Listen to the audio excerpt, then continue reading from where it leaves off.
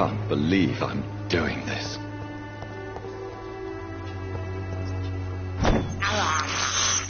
I have this thirst for blood.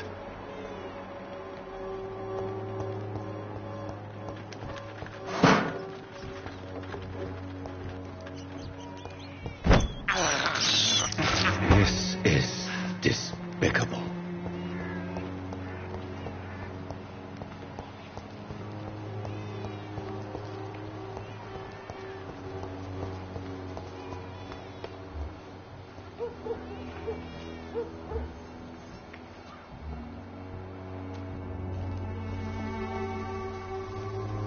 Good evening, sir.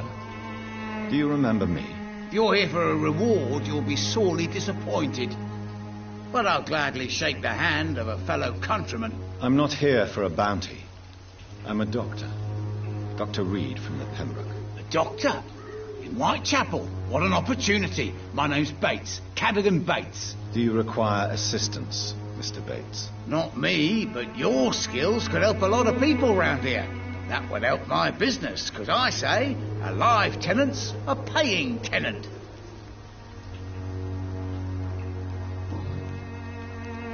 It's unusual to see someone so happy around here, especially considering the current situation. Why should I be sad now? There've always been wars, disease, tragedy. There always will be. That's an unusual way of seeing things in these trying times. I don't see why I should shed a tear for another man's woes. I'm healthy, and I intend to stay so.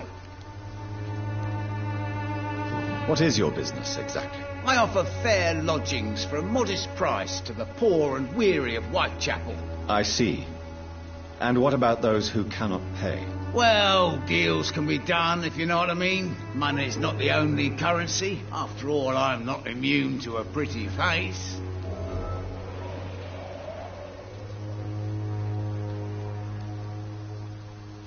In other words, you take advantage of these poor lost souls. Begging your pardon, I thought you was a man who could appreciate the complexity of the modern world. Things ain't just black and white, you know.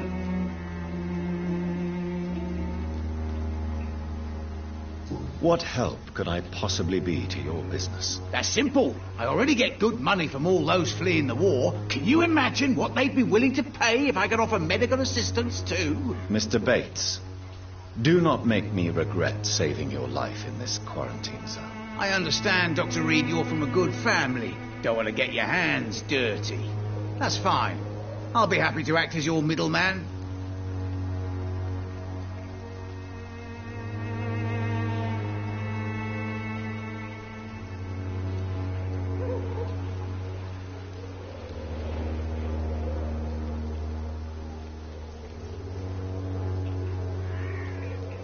I've no interest in money.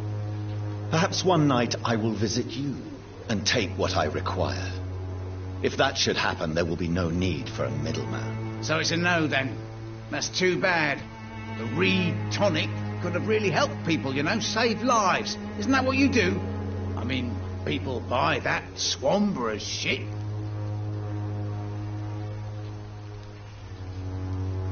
Tell me, what's your honest opinion of the increasing violence in London? People are just beginning to discover what we've always known. This city's rotten to the core. They just took their bloody time to wake up and notice it. What do you mean? People are acting like the violence is news. But it's always been savage down here. It just bubbles to the surface every now and again.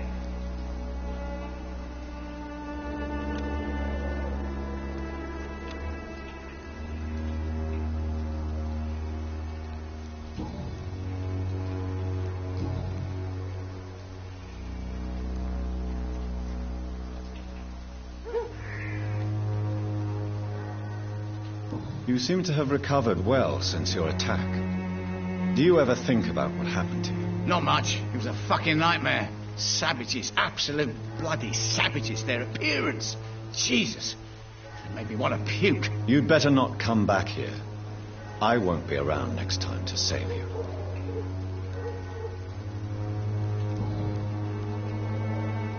I'm looking for Dorothy Crane. She's a nurse. What can you tell me about her? Dorothy Crane. Bless her soul. I really should thank her someday.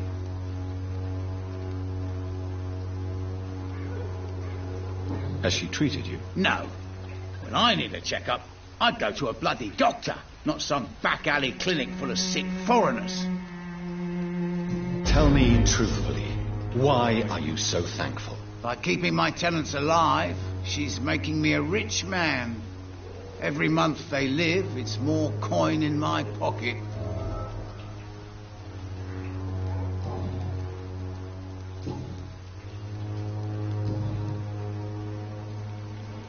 Goodbye, Mr. Bates.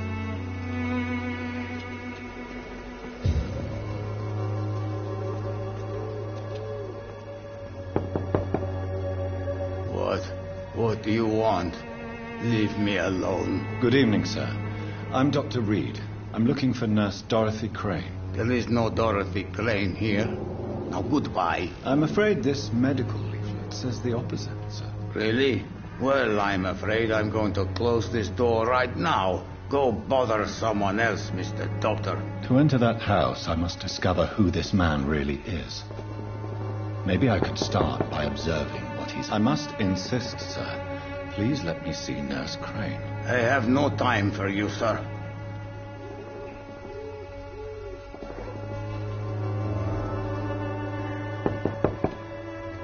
I must insist, sir. Please let me see Nurse Crane. I have no time for you, sir.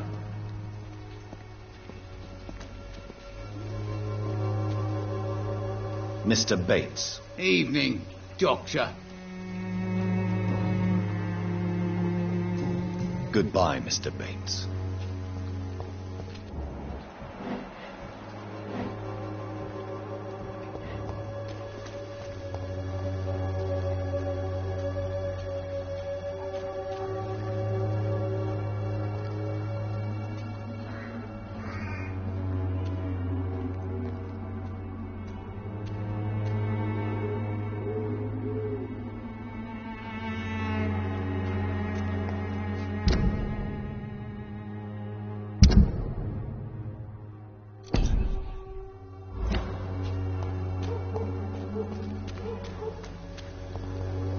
People are talking about this colossus. Perhaps I should look into it.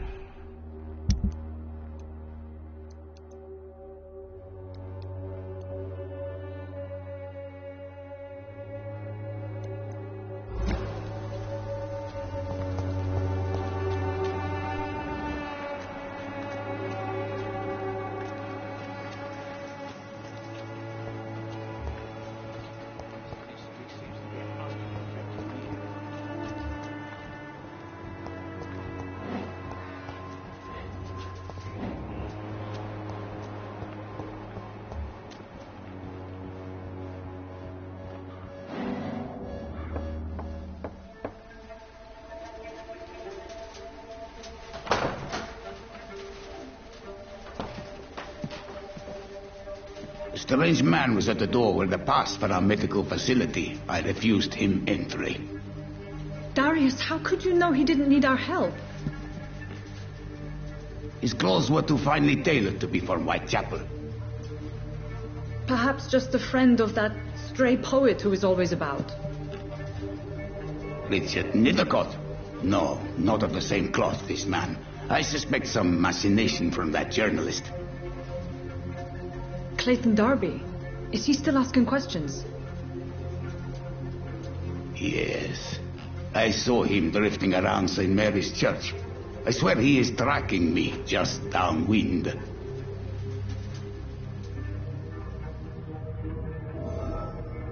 I cannot enter. I must talk to that journalist or the poet. They must know about Darius. Nearby the church they just mentioned.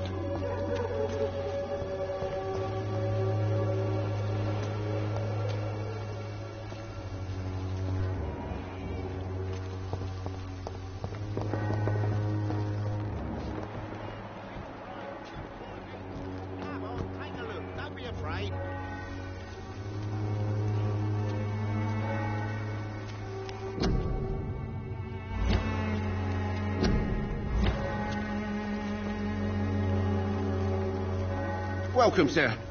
Please, take a browse of my wares. I am Dr. Reed. I would like to ask you a few questions, if you don't mind. Doctor? Interesting. I'm Barrett Lewis. Usually I don't have time to waste with talk, but at this hour of the night I can hardly refuse.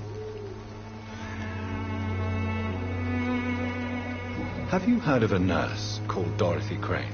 Nurse Crane? So the bitch really is a nurse, then? Always thought she was just some crafty foreigner, that one. Yes, she's a nurse, and quite a good one. What did she do to gain such notoriety? Dorothy Crane ain't even a real name. Something like Dorothea Cranew.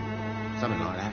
Came to England fleeing the war, I was told. That doesn't explain why she irritates you so much. Your precious Nurse Crane gives away medical supplies and prescriptions for free. I offered to sell it for a fair cut, but no. Miss Crane wanted to play the quiet saint.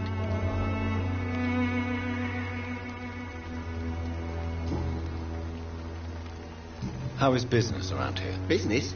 I have no business. Between this racket, theft, and customers getting scared, I'm losing money every day. I see. Sounds like you blame someone in particular for your situation. It's no secret Joe Peterson spends his time harassing merchants. But with me, he's trying to put me out of business once and for all. As a merchant, you see Whitechapel every day. Have you noticed anything out of the ordinary recently? What you mean besides the epidemic, the war, and all the usual crap? As long as I can remember, this part of town has been a bottomless pit, and no sign of the bottom yet.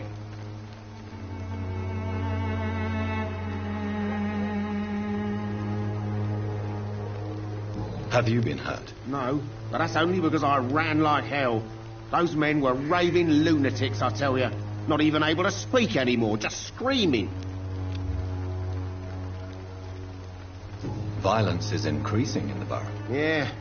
A few nights ago, some blokes jumped me. Came out of one of the condemned workshops. Fever, madness, something like that. Where did this happen? Why did you go there? In the closed workshops nearby. I worked there as an apprentice in better days. Now I only go to find trinkets or tools. Too bad I was mugged, though. There was good money in that little box of loot I lost.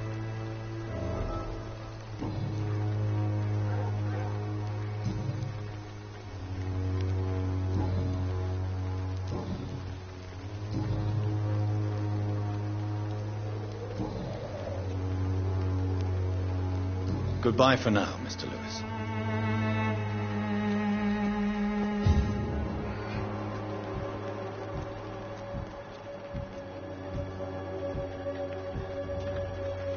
Excuse me, sir. I have a few questions for you. Another journalist? I didn't answer the first one, so piss off. I'm not a journalist, I'm a doctor. A doctor, you say? It's quite a rare breed in this part of town. Really? But still, here I am.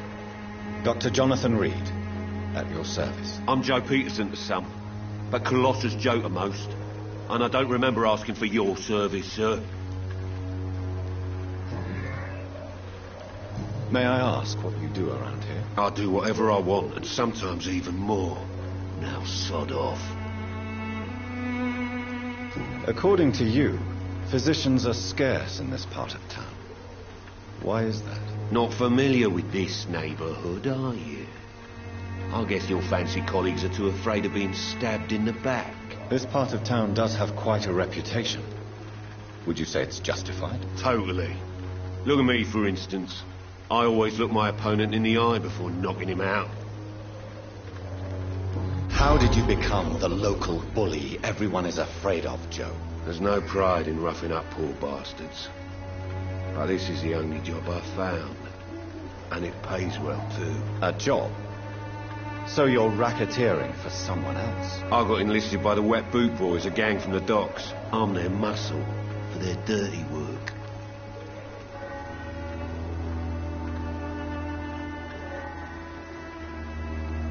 Most people don't become thugs when unemployed. This is a choice you made. I don't care what you think, sir. I do what I have to do for my own reasons, and that's that. I'm not sure Mr. Lewis would agree with your by all means necessary philosophy, sir. Oh, do you really think he's the poor victim here? Barrett can be as sneaky as anyone. Long ago, I even called the bastard my best friend.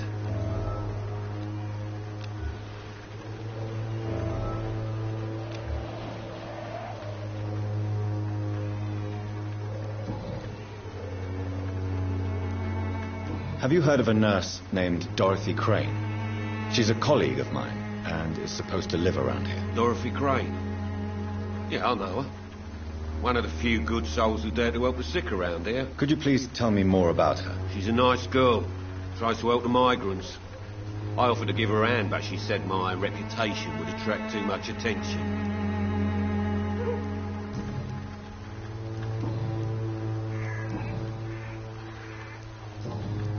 Goodbye, Mr. Peterson.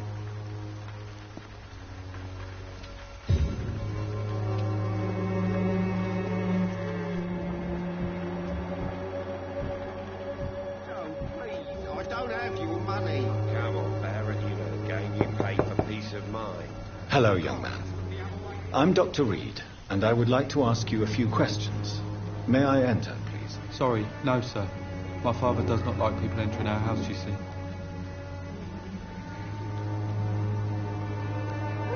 Your father is worried about you, boy. He asked me to look for you. So my father actually worries about me then? Okay then.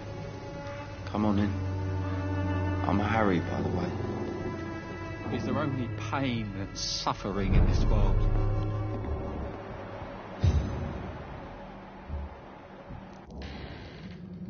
So, may I ask you a few questions? I'm not bothered. What could be worse?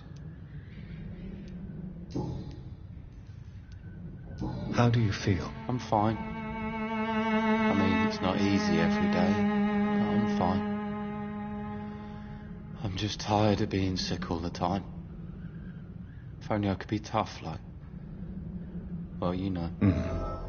Speaking of which, what can you tell me about your father? My father is an idiot who makes idiot things. That's all I have to say.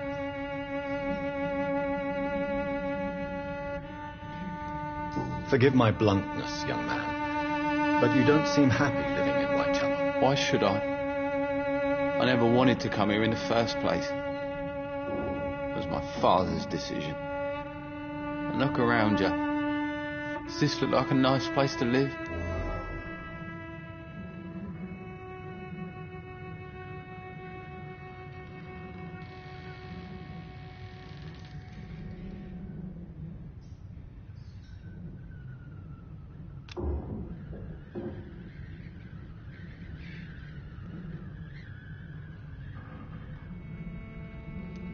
You have a roof over your head, a place to call home. Many people here are not as lucky, you know. That's exactly what my father says. Harry, you should be grateful for what you've got. But I wasn't even consulted when we moved here. If life here is so terrible for you, why don't you just leave this place? Have you ever spoken to your father about it? I don't go outside. It terrifies me so. I went outside once without my father noticing and I saw terrible things. Bloody and frightening things. So that's why you stay at home all day? For fear of the epidemic? I'm not afraid of disease or death, Dr. Reed. It's the living I'm afraid of.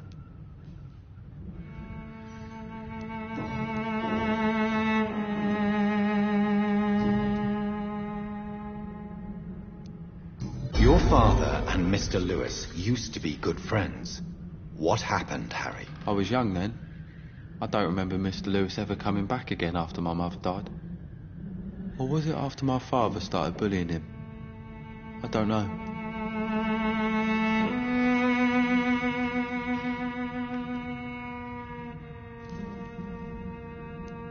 But you are not responsible for your father's actions. Am I not? Dad always says that he joined that gang for my safety. So if I wasn't born, people wouldn't be worrying about Colossus Joe.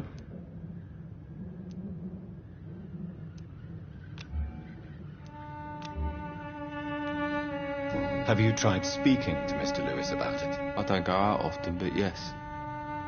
And he scolded me and told me to leave him alone. I guess my father frightens him too much.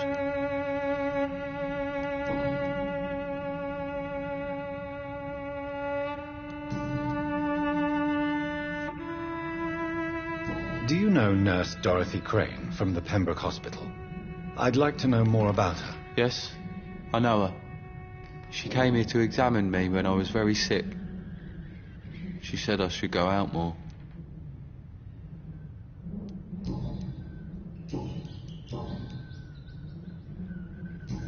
Goodbye, young man. Take care of yourself.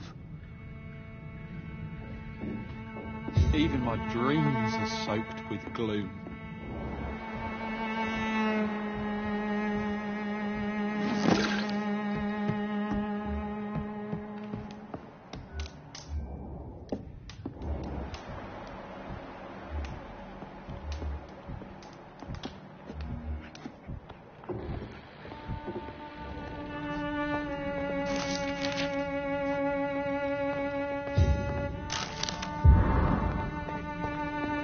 It's locked, all right.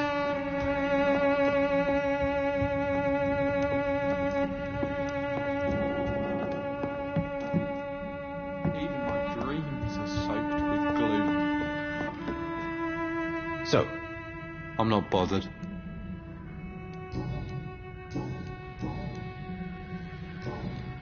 do you know Nurse... Yes?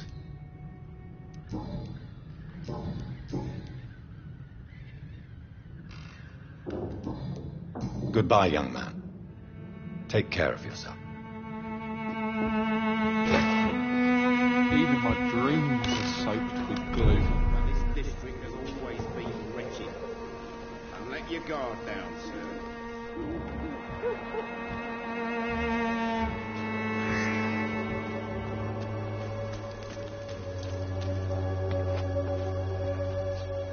You again? What do you want this time?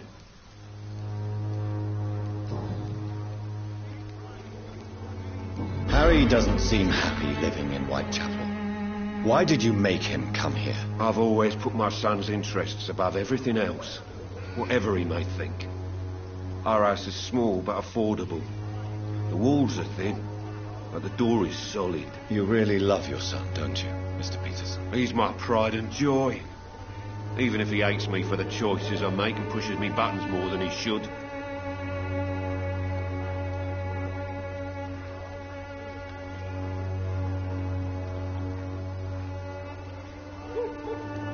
Since the criminal nature of your job means you could be arrested, are you not afraid of what would happen to your boy if you were? No one will ever take my son away from me. If that ever occurred, I'd hunt the bastard down and rip off his head with my bare hands. Do you have any regrets? Only one. Not to have my beloved wife by my side. She died when Harry was little. My sweet Jane. She gave the boy confidence.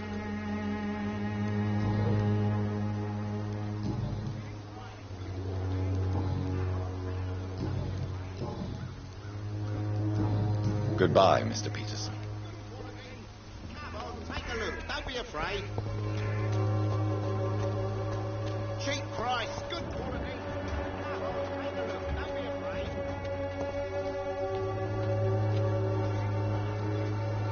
Excuse me, sir. Are you familiar with this part of town? Name's Clayton Darby, reporter. Sorry, I'm new to Whitechapel. But perhaps you could help me since you're a journalist. My name is Jonathan Reed. Dr. Reed, the famous surgeon. I'll gladly help if I'm able, sir.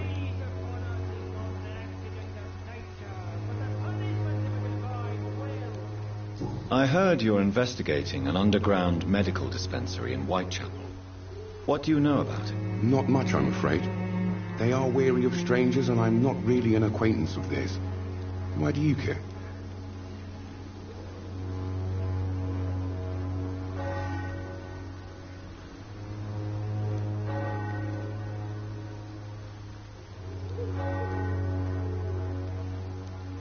I'm afraid one of the nurses from the Pembroke Hospital may be involved with unsavory activities. Ah, could it be Dorothy Crane? Without a doubt, you are a damn fine journalist, Mr. Darby. What do you know of her accomplice, a man named Darius? I don't know much about the man. He's very cautious. Never goes out. Doesn't seem to have any friends or family. He never goes out? No. A few days ago, he unexpectedly did. I followed him, but it was just a ruse to keep me away from his house. Really? How do you know? He went to the nearest mailbox, but just before posting his letter, he ripped it up and threw it away. He has no relatives at all? No, except for that strange man, a poet named Richard Nethercott, who sometimes comes by. Darius would never let him in. Where can I find this Mr. Nethercott? He spends most of his time lurking around Whitechapel, talking to himself or declaring verses. These days, you can usually find him behind the church.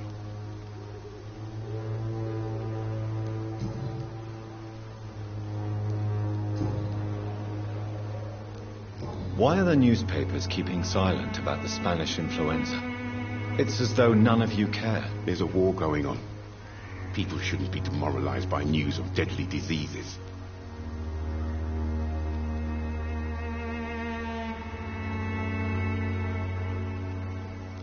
It's a disgrace. People are left to die alone. No one is properly informed of the risks. These are bad times indeed. So much for the glorious British Empire. Have you any idea of the danger you face in these streets at night? I've had to run and hide more than once from frenzied mobs incensed by the fever.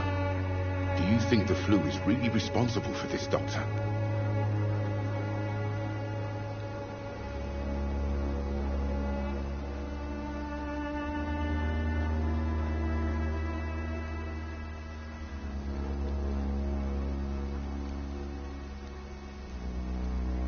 I'm convinced there is more at work here than a simple epidemic. Really? To be honest, I could say the same. Some of the sick I saw or heard of. My God, what happened to them? What is a journalist doing in this borough after sunset? He goes where none of his colleagues would dare to go, to inform the country.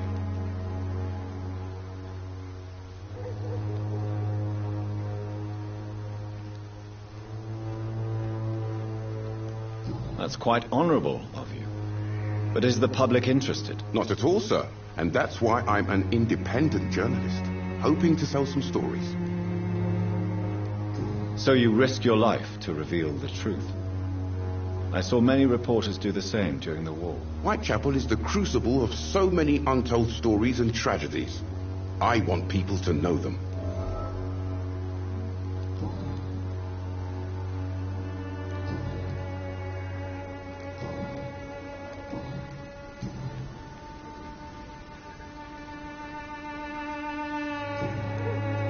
Goodbye, Mr. Darby. Farewell.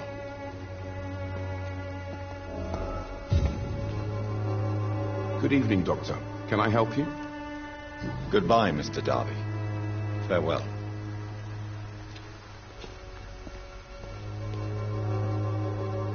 Forgive my interruption. Do not apologize, my son. Father Tobias Whitaker is always happy to teach mortals about the incoming Armageddon. I am Dr. Jonathan Reed, and I just have a few questions. A scientist? You are much more lost than I thought, my son.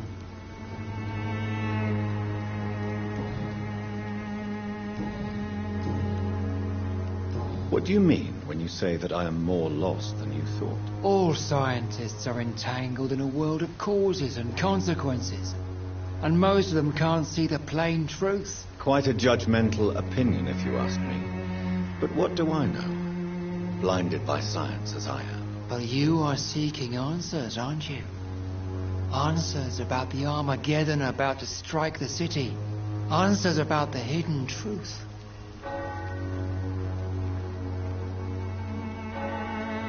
Well, I suppose I can spare a few minutes listening to your so-called truth. As a doctor, you must be aware of the decimating epidemic.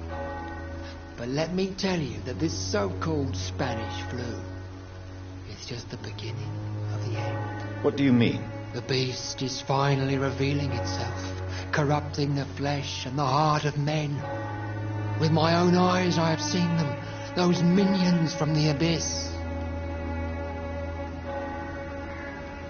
Really? And what would be your answer to this biblical threat? We must fight the disease before this legion outnumbers us. But not with scalpels and microscopes. No. What is left then? Cleansing fire. Tell me, Tobias, what exactly is your plan concerning the cleansing of this city? God will recognize his own. More than once this city has risen from the ashes, hardened and purified by the flames.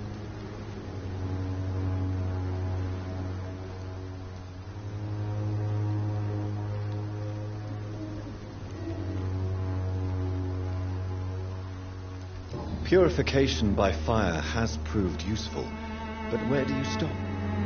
Burn the clothes? The buildings? The corpses? Worse? Your lack of faith is predictable. But my task is to convince rational minds like yours to see the light. This is God's will. You're mad and dangerous. You're nothing but a soulless butcher, a small-time Torquemada, the Savonarola of Whitechapel. My son, if you think salvation is a free gift, go listen to the lies of that pompous fool, Joseph. Joseph, a fool? Vicar Larrabee of St. Mary's Church. While he continues preaching his fraudulent redemption, more and more people die in the streets.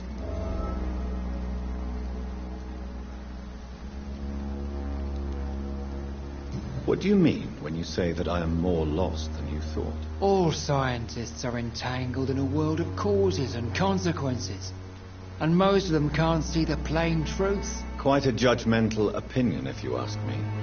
But what do I know? Blinded by science as I am. But you are seeking answers, aren't you?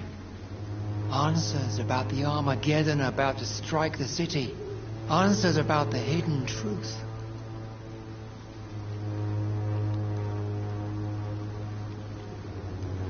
I am. But the answers I seek are based on facts, not superstition.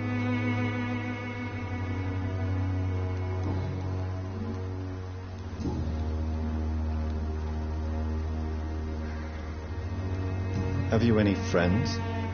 Any family left in these terrible times? No. But I have a disciple I see as my son. He is so devoted. I sent him to preach the good word in the heart of this corrupted city.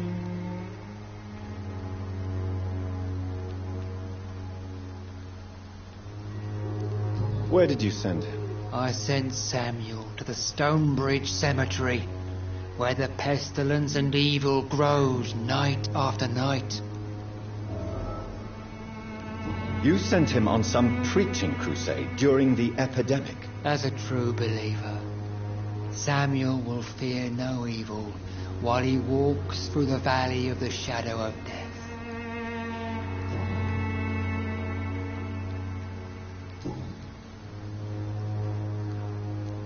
Do you know Nurse Dorothy Crane from the Pembroke Hospital? I'd like to know more about her. I don't like the liberal ideas of nurses, but I especially abhor that Nurse Crane you mentioned.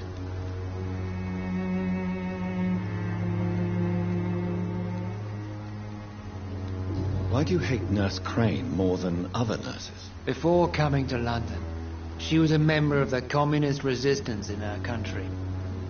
That's what happens when you let a woman get involved in politics.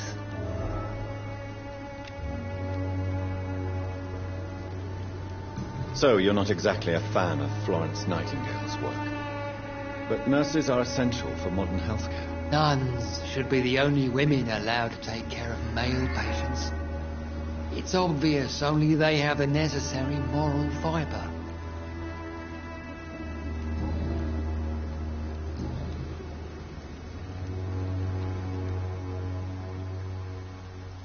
What do you mean when you say that I am more lost than you thought? All science. Quite a But you... Well, I suppose I can spare a few minutes listening to your so-called truth. As a doctor, you must be aware of the decimating epidemic. But let me tell you that this so-called Spanish flu is just the beginning of the end. What do you mean? The beast is finally revealing itself, corrupting the flesh and the heart of men. With my own eyes I have seen them, those minions from the abyss.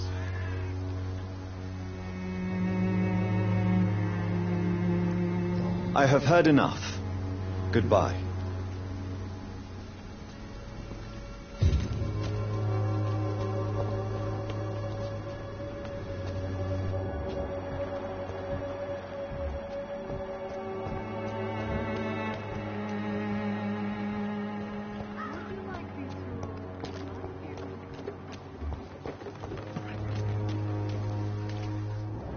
Pay me a glass and I'll be gentle. Pay me a... Don't be shy, handsome. What can Christina do for you? I'm not looking for what you're selling. But I'd like to ask you a few questions, if I may. I'm a doctor.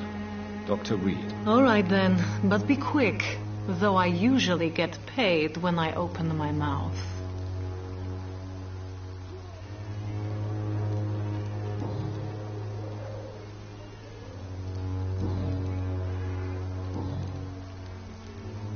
Christina, have you been examined? The epidemic is spreading fast in London, and you could be exposed, or expose others. I don't like doctors or hospitals, but I don't like you asking questions.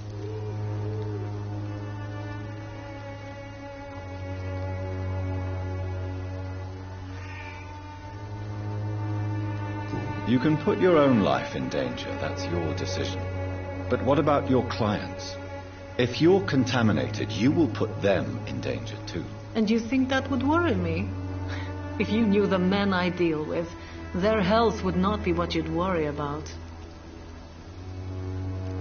Considering your line of work, I assure you it is only a matter of time before you have health issues. If it is going to happen, it will happen. Right now, I need money. That's what's important. Clayton Darby claims he will expose the crisis in Whitechapel to all of London. Do you believe him? I believe Clayton's courage will erode with time, until he finally leaves Whitechapel to start another fight somewhere else.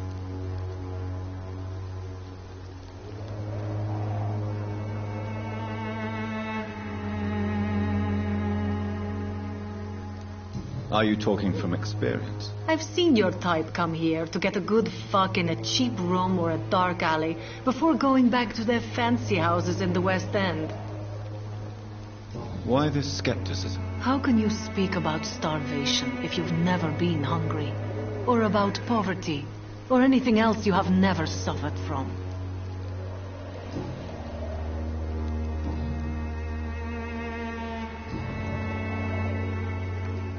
Tell me about yourself. Are you joking with me?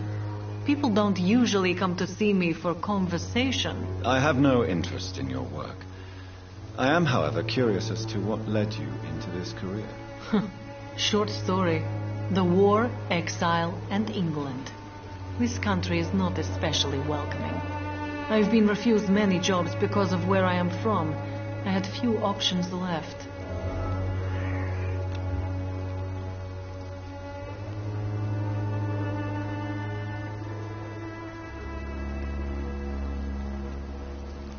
I'm sure you could have found another job, perhaps less lucrative. Maybe you should try again. And when exactly was the last time you looked for a job? Or worried about the rent, or what, or when you were going to eat?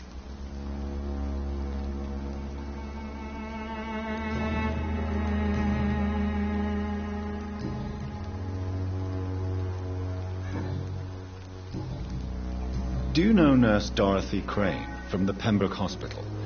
Anything you can tell me about her would be helpful. I don't know her, but I know her name is Dorothea Crăciunescu. She came from Romania like me and many others. You seem to respect her. Dorothea helps the sick people of Whitechapel. Everyone should respect that.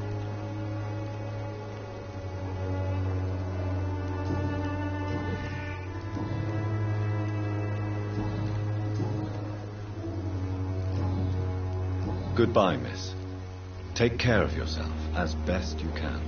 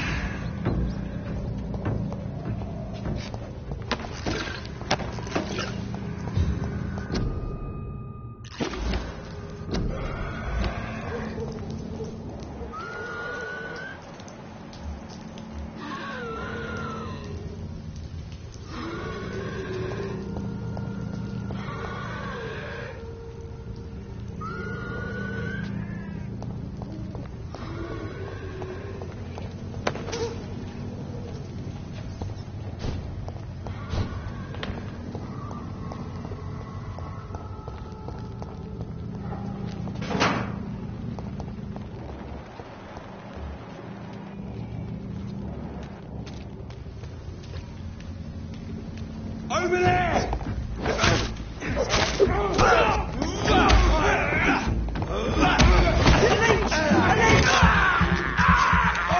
You're still fucking fast!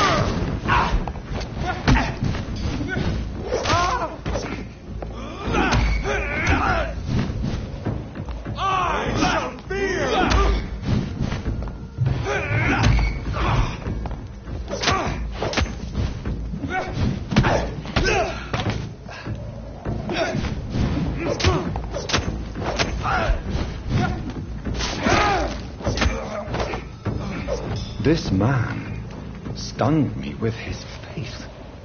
His crucifix. This is not good news.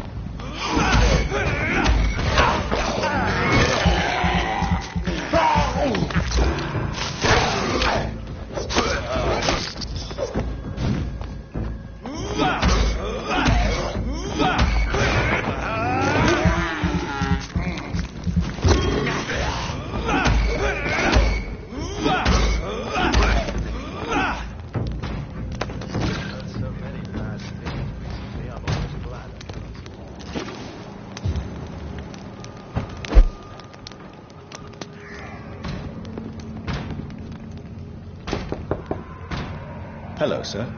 Sorry to disturb you at this hour. I'm a doctor inquiring about the epidemic. May I come in? A doctor, you say? No, thank you. All right. I shan't insist. Goodbye for now, sir.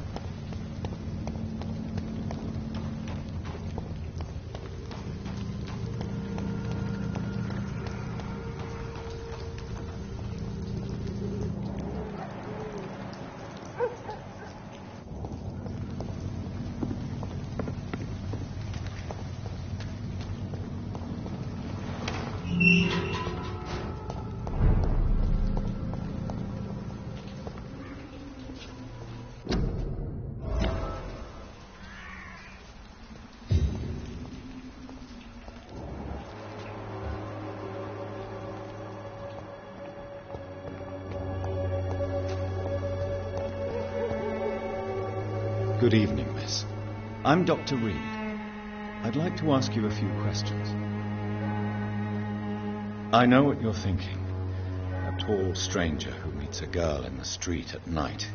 It reeks of the penny dreadfuls. But I mean you no harm, truly.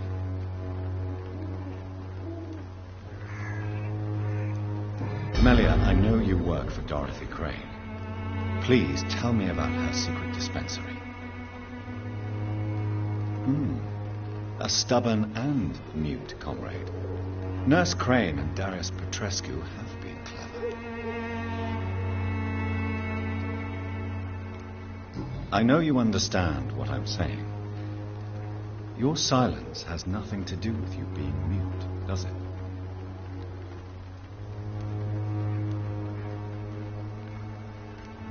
Very well. Goodbye then.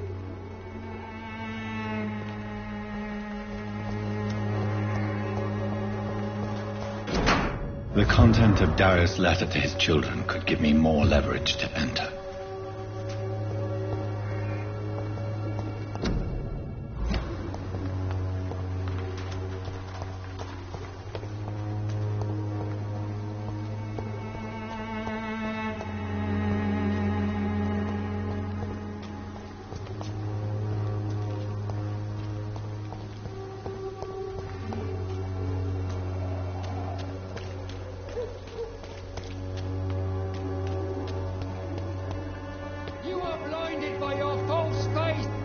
Imprisoned by your daily routine, unable to see.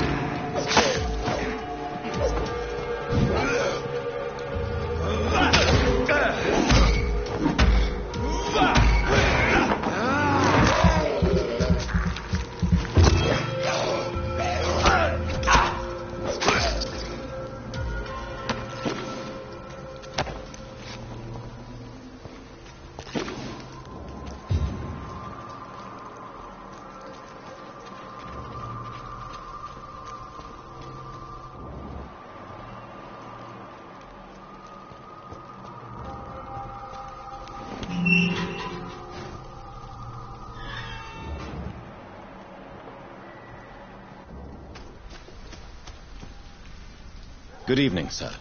I'm Dr. Reed. I would like to ask you a few questions. Please be my guest. Although I may not be the best informant regarding this part of town, my words speak about that which the eyes cannot see. Really? Are you an artist of some kind? I'm a poet, sir. Richard Nethercott, at your service. May I ask you a few questions about the district? Extraordinary part of town, is it not? I'll be glad to help you, if I can. What can you tell me about an old man called Darius? Darius Petrescu? Yes, I know him. At first, I thought he was only a small publisher. I invited him to publish my work, but his reaction was pretty clear. Not interested in your talent? Darius is an old political activist who takes delight in printing tracts and lampoons. Those communist activities only require mediocre writing skills. I'm looking for Dorothy Crane, a nurse who lives in this vicinity. Dorothy Crane. Oh, I love the name. The Crane of Whitechapel. Sounds very mysterious. But, sorry, no, never heard of her.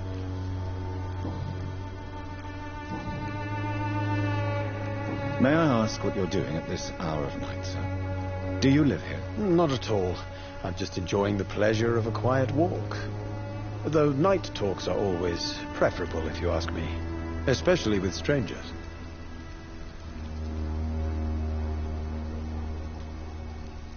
But are you not afraid of the epidemic? Oh, why should I? I see some equity in the Spanish flu. No flesh should be saved, say the scriptures. Good or evil, rich or poor, all are equal in the eyes of the flu. If you say so. But as a physician in a time of epidemic, I must caution you to avoid unnecessary exposure, sir. Thank you, Doctor. But we both know the seeker of truth has to go boldly where the weak dare not. What are your thoughts on the terrible situation in the city? Terrible, you say? No. Of course, the death of so many innocents is a tragedy. But the scourge has not been all bad for the city. Oh, no, sir. What are you talking about? Do you remember London before the flu? Noisy, cacophonic, quiet nowhere to be found. And now, listen to this oddly peaceful silence.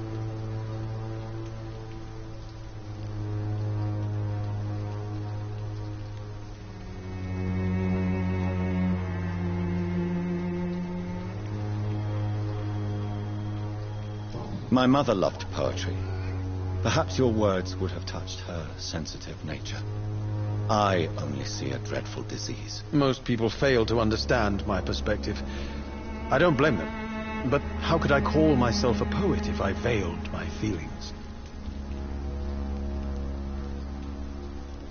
Are you aware that your life could be in danger in this part of town? But this is where I must be to feel the real beat of the city. I had to come, see it for myself, alone.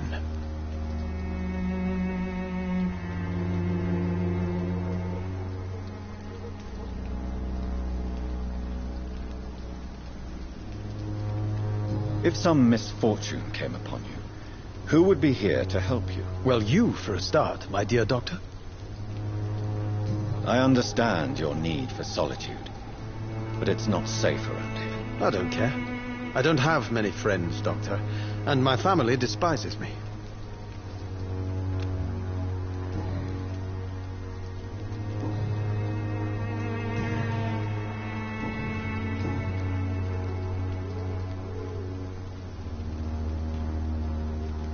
Did you know the mute florist is a member of a secret society? No, I didn't. But I thank you for this information, sir.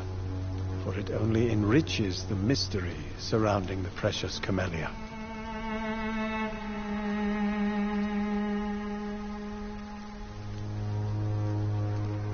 Are you not curious?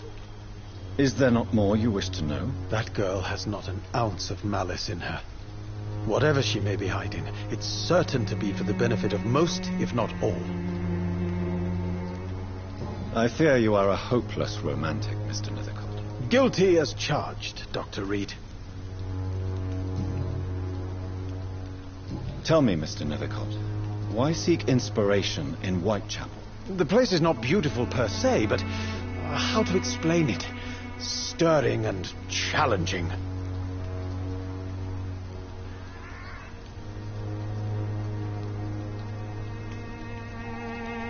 In what way, exactly? The struggle by gaslight, the barren smiles and the arid hunger under the rain. If you say so. Such vibrant antagonism and vivid paradox. The stripped humanity raged across each street.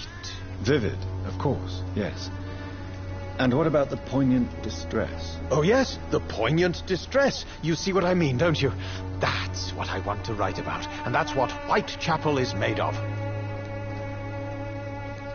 Do you not think it a little morbid? On the contrary, sir. Whitechapel is full of life, full of beauty. Just like my dear muse, the wonderful Camellia. What can you tell me about Camellia? Not much. And that's the beauty of it. She can't speak, you know. She's a locked mystery who exhales kindness and sweetness.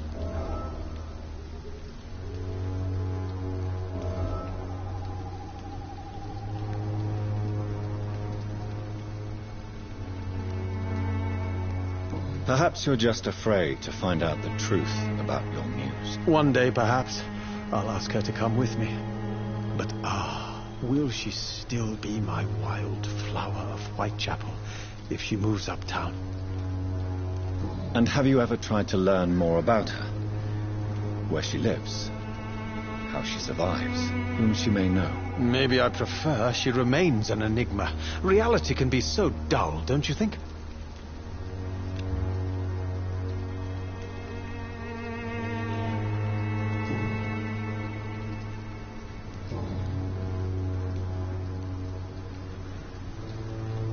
Tell me, Mr. Nethercott. The place...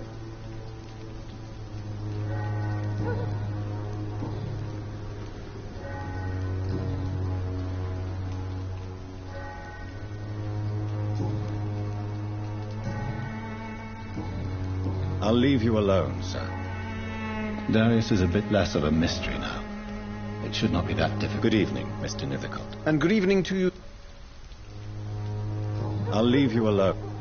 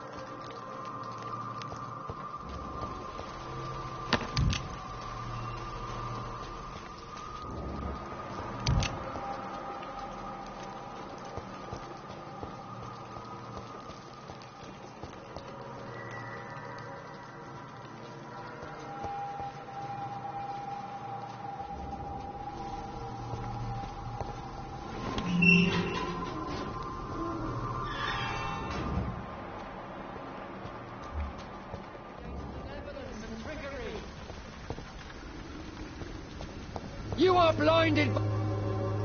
Good evening, Mr. It's far.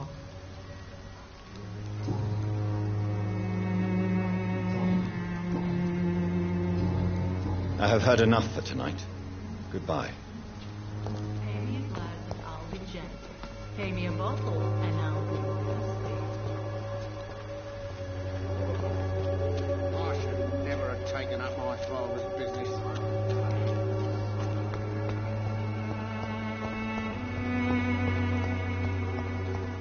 Maybe it's time to see if this Christina is still working nearby. Mr. Petrescu, just 1 minute, please. You again? Go away. Sir, wait. Stop this nonsense. I know Nurse Crane is here. Shall we speak man to man, you and I? All right.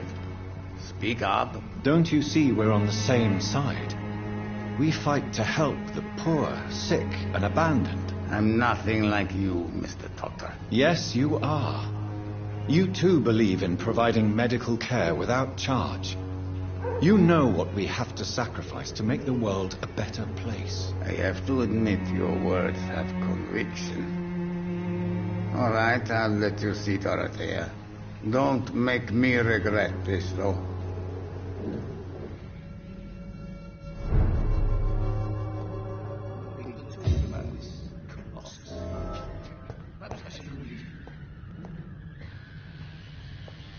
If you want to talk to Dorothea, you must go across the courtyard and take the stairs. We've not been formally introduced. May I ask your name and occupation, sir? I am Darius Petrescu. I'm here to keep snitches and spies away from Dorothea. And I also run this little print shop.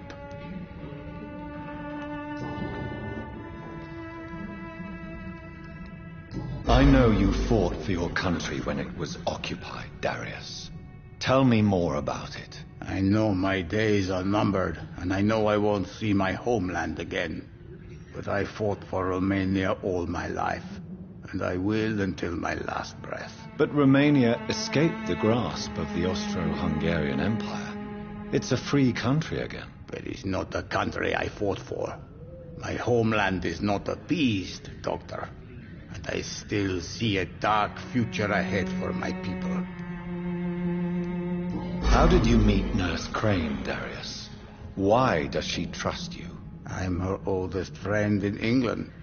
Dorothea and I share many ideas about this country and about the country we left. You mean occupied Romania, don't you? Even if not directly, I fought against your enemies. Really? Then perhaps you have more in common with Dorothea than meets the eye, Dr. Reed. Do you have any family left, Mr. Petrescu? Children or grandchildren? Who knows? I have abandoned my people for so long, they might as well be dead. As dead as I am for them, I suppose.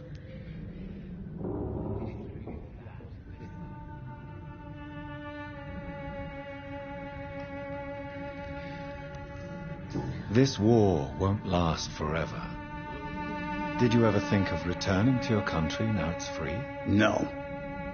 I have taught strength and determination to my sons and daughters. I'm an old, dying man who only has memories of better times to cherish. Don't be embarrassed, sir. If you must know, my own father disappeared many years ago, and I forgave him. It's quite awkward to talk about our families like this, but thank you, Dr. Reed. I appreciate your trust.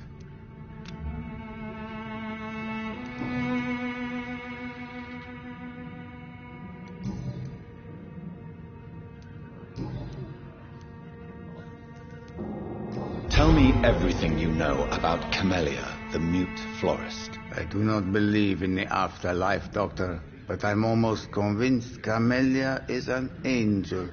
She volunteered to give out our medical leaflets. Who is she, really? Do you know where she's from?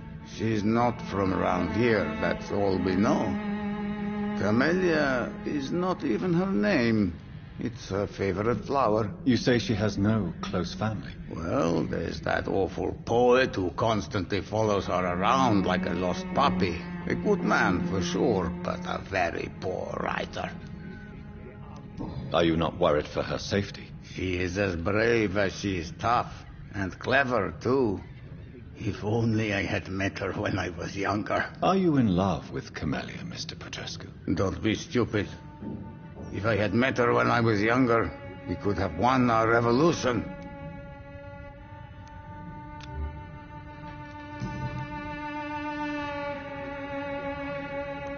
Tell me everything you know about... I do not...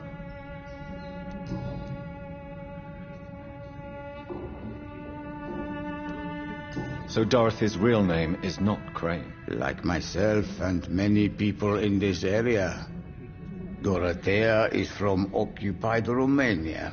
That's all you need to know. She seems important to the community. More than you can imagine. The West End does not want to hear of Whitechapel's misery. Dorothea is one of the few doing something about it.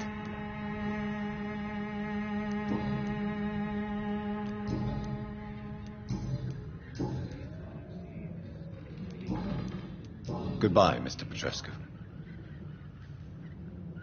Yes?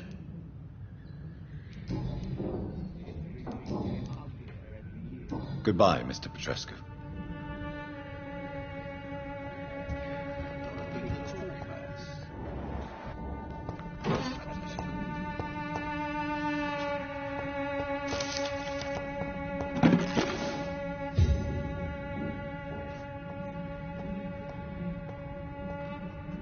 It's locked.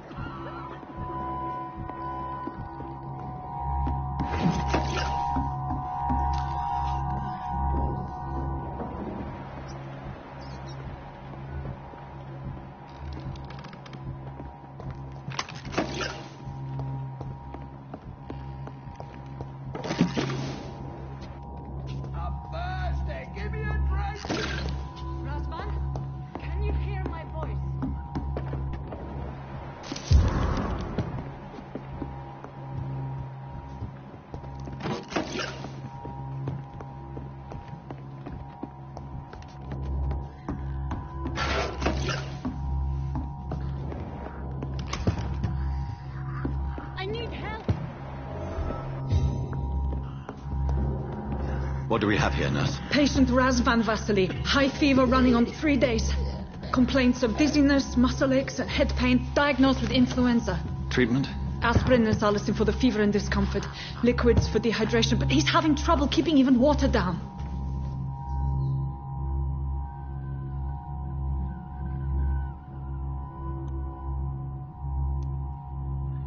Thank you, nurse. Anything else I should know? He did lose consciousness this morning, but he's never had convulsions like these.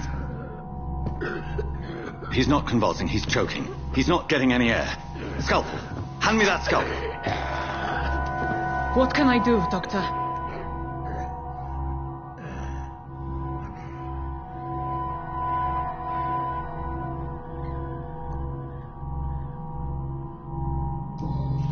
It's too dangerous to operate with these convulsions.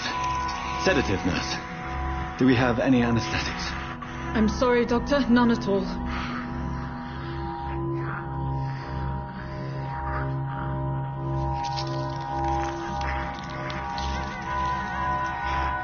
I need to perform a tracheostomy.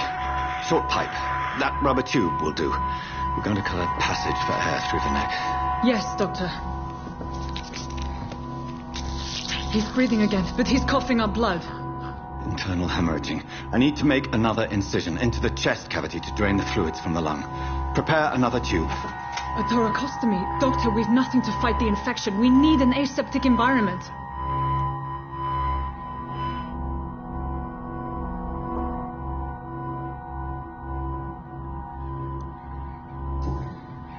Right there, Nurse Crane. What do you suggest we do? I've no idea. I'm not the doctor. Time is of the essence. We need to perform a thoracic drain. Yes, Doctor.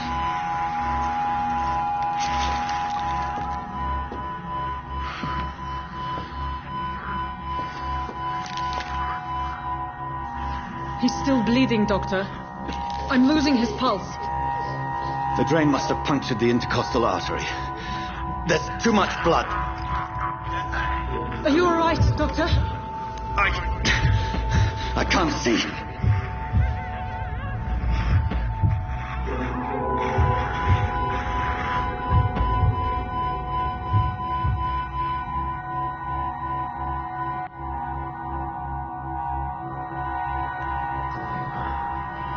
I must first suture the artery. Find the wound. The source of the blood. Needle and thread, Doctor. Good. The stitches are holding. How's he doing? We're losing him. We've lost his pulse. He's dying, Doctor.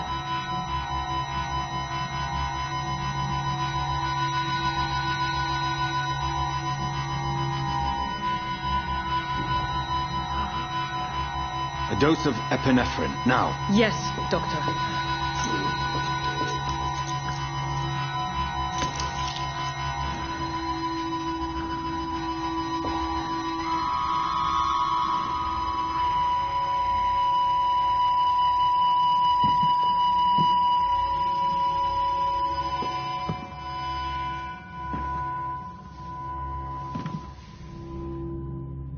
We've lost the pulse.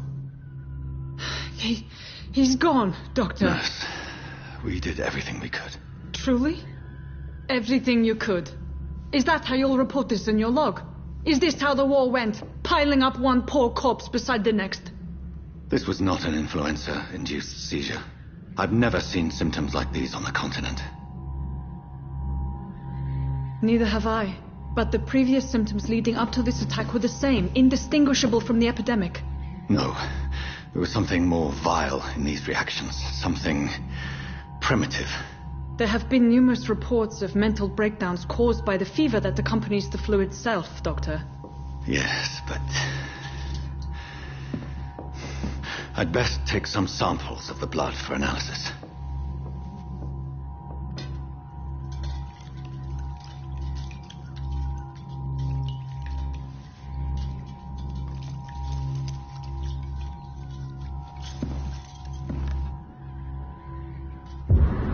I doubt you're here to test my bedside manners.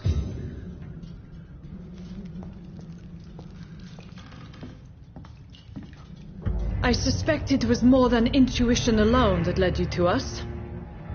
So, how might I be of service, Dr. Reed?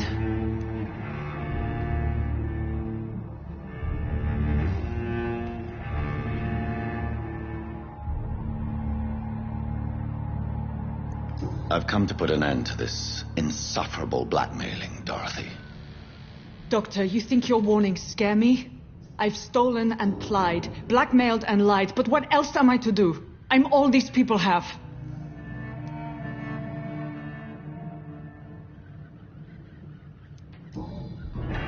You've convinced me of the sincerity of your actions and their noble justifications.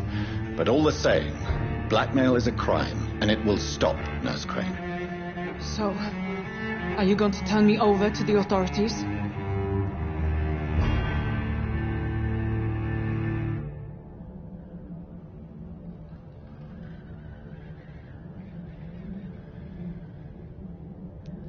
Listen very carefully, Dorothy. You will erase from your memory everything you pretend to know about Lady Ashbury and Pembroke Hospital. Let that rich bitch off the hook over my dead Nurse body. Crane, enough. Listen as if your life depended on every word. I know you've a generous heart who gives freely to those in need, but you shall walk away from the shadier streets of your business. I will never abandon... Dorothy, the discussion has come to a close. Your clandestine activities in the Resistance are over. Let it go. I'll let it go. Yes. All gone.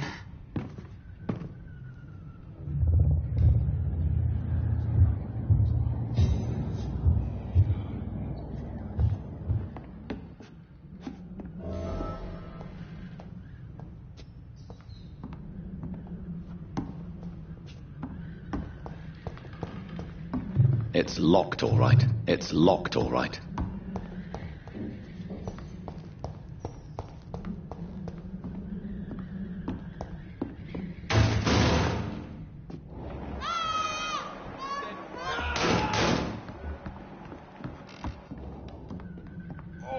This one stinks already.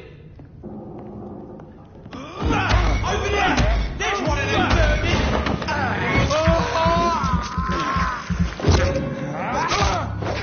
Filthy piece of shit!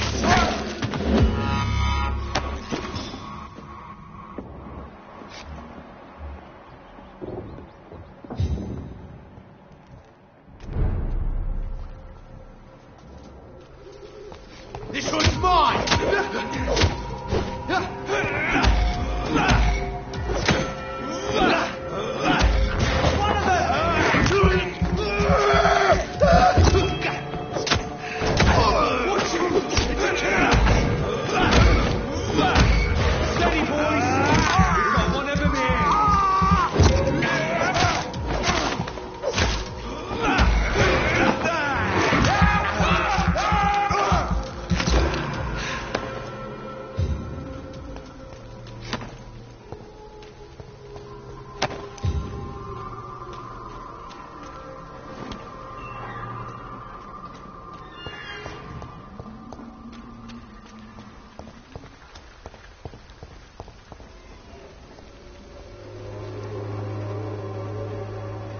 Good evening, miss. Good evening, sir.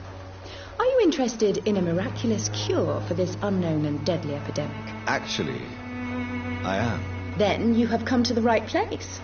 The famous Swanborough cordial is all you need to help keep you in perfect health. Oh, really? Why didn't I hear about it during my studies? I'm Jonathan Reed, by the way. Dr. Jonathan Reed. Ah, my brother has spoken of your research, sir. I'm Loretta Swanborough, and it's always a pleasure to meet a fellow healer. Tell me, who intrigues you most in Whitechapel? The region itself is something to see, but I would say Camellia the mute florist who gives away her flowers.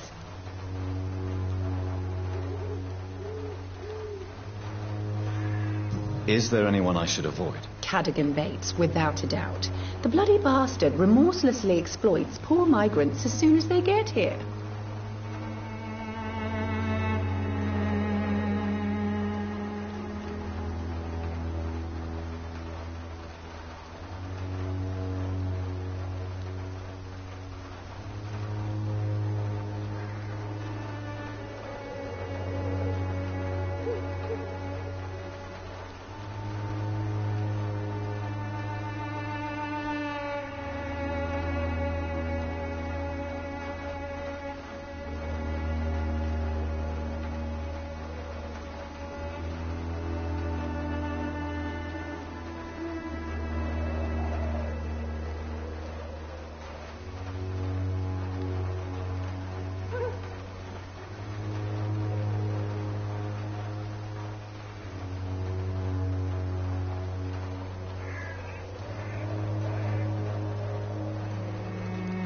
What do you think of the locals? Most of them are afraid or desperate.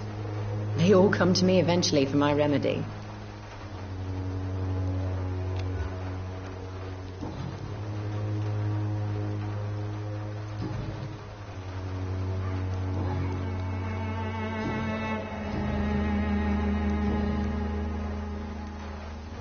I'd like to see what kind of medicine you're selling.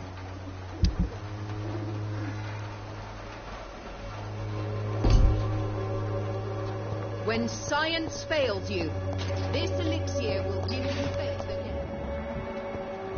Someday you'll understand. Another drunk arsehole littering the What? streets. Shooting a boy in the middle of the street. Not the best thing to do, wouldn't you say? What? You saw what happened? Who are you? I'm Dr. Reed, and I'd like to ask you a few questions, if you promise me to set your gun aside. No. Look, I'm not a violent man. I'm Benjamin Palmer, doctor. And no one can help me. Not even you.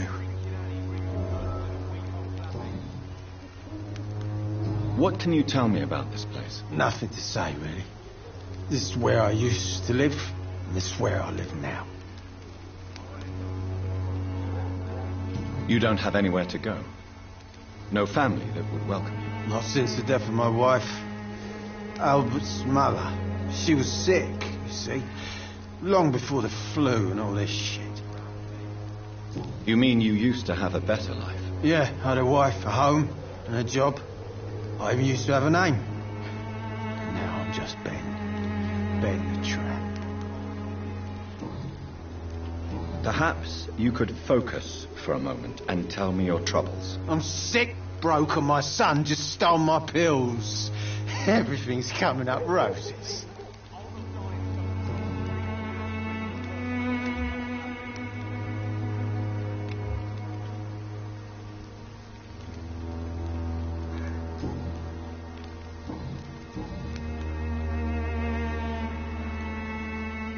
Whatever the boy did, I'm sure he didn't deserve a public execution. I swear I didn't want to hit him. It's just that I'm sick in the head, you see, and the boy just frayed me last nerve.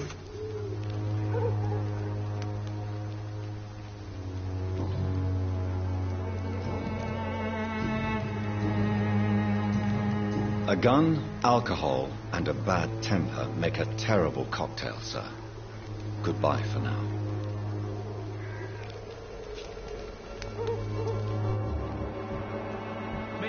I'll not die in some piss-stinking alley reeking... Are you all right? The bastard hit the wall next to me. I don't even know if he meant to miss. If you've been hurt, I can help you. I'm a doctor. Name's Albert. Remember it. Now bugger off.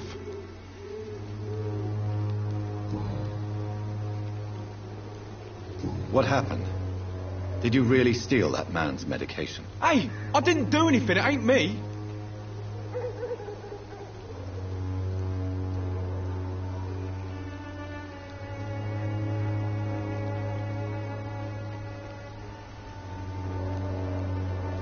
Medication and drugs are a rare commodity in East London. So you picked an easy target, didn't you? Sod off, mister. You ain't got no clue what's going on here. Bastard was a soldier in the war, so now he's got the right to shoot me. It's true. I'm not familiar with this part of town. Perhaps you could help me. I said sod off. Go find yourself another guide.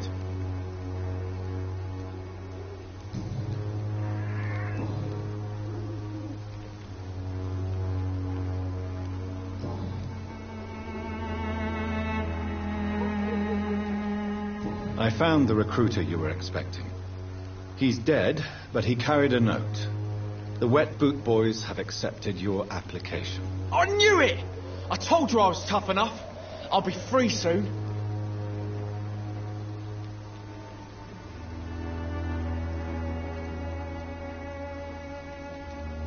Free?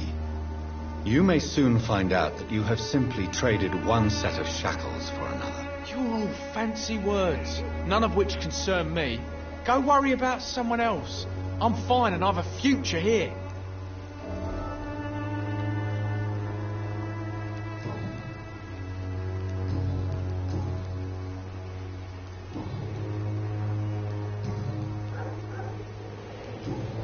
Goodbye, young man. The wet boots will be proud of me.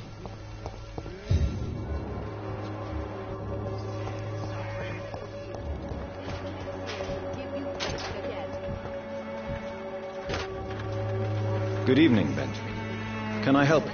I'm afraid not, Mr. Reed. What is it, Benjamin? It was the war, wasn't it? Your nerves are shot, aren't they? I need some answers, Private. From one soldier to another. The doctors called me a liar. A coward.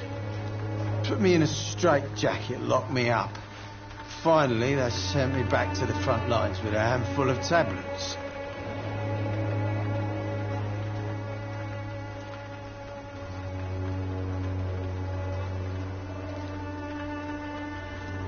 What about those we left behind, face down in the mud? You want to change places with them? You cannot waste your chance at life this way. It's not that simple. I wouldn't have expected you to understand. I don't even know why I spoke to you in the first place.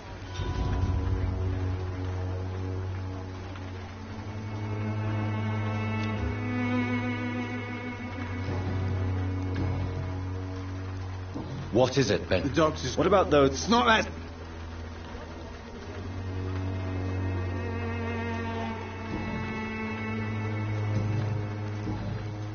A gun, alcohol, and a bad temper make a terrible cocktail, sir. Goodbye for now. You think again.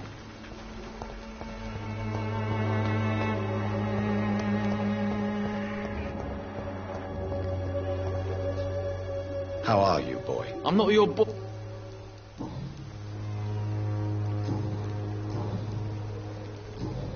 Goodbye, young man. I won't end up another drunk arsehole littering the streets. Not me.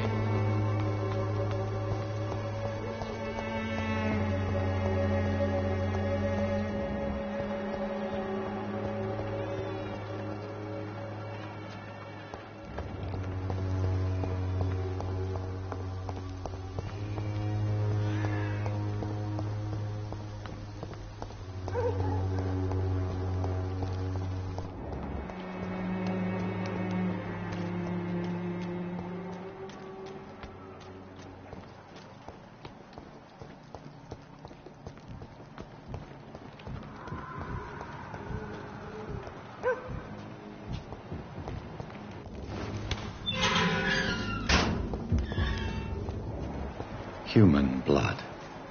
Whoever left these marks did so deliberately.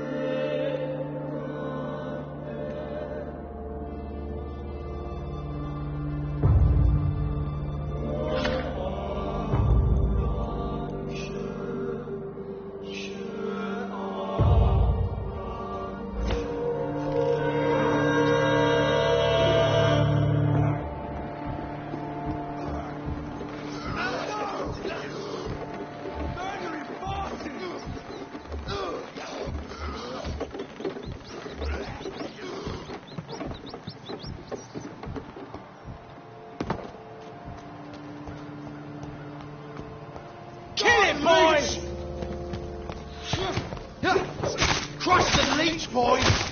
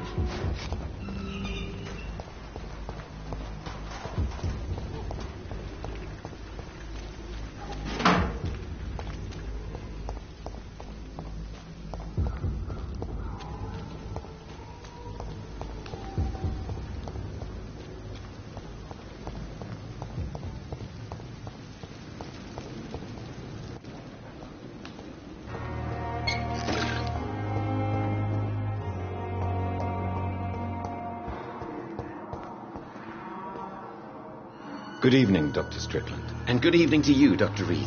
Can I be of any help?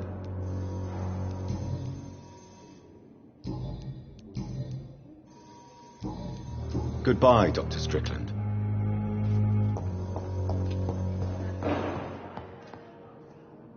I'm quite busy right now, Dr. Reed.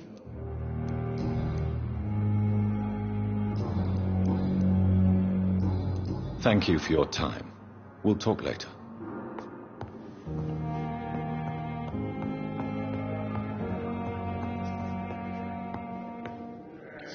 Good evening, Mr. Fiddick. Good evening, Dr. Reed. Any news about my operation? Tell me about your injury, Harvey. Why do you feel so guilty about it? My wife died because of me.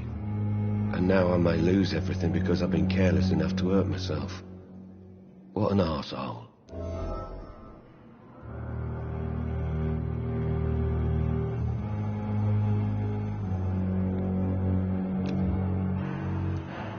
How could your job be responsible for your wife's death? I was working a double. She went out to bring me a hot meal and got caught in a German bomb raid. You can't hold yourself responsible for your injury, Mr. Fiddick, unless you tried to hurt yourself. Of course I didn't hurt myself. But I can't work until my arm is fixed. My children need to eat, Doctor.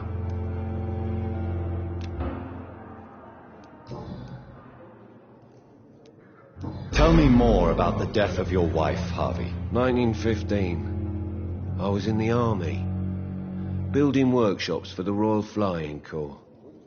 Helen was happy I wasn't sent to the front. What happened? The Germans sent Zeppelins to bomb the construction site, but they missed their target.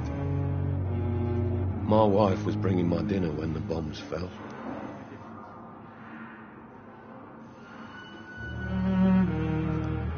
How are your children after losing their mother? They were smaller then. The only good thing about this is my Helen didn't bring them with her that night. I'm sorry for your loss. So many died during the bombings. I served in France and witnessed the carnage there. I would like to say that she didn't suffer. Truth is, I have no idea. I just know that I'm all that me kids have. Poor little bleeders.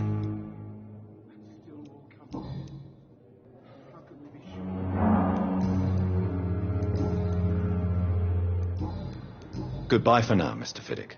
I'll see you later. My sweet girl. Reads me like a book.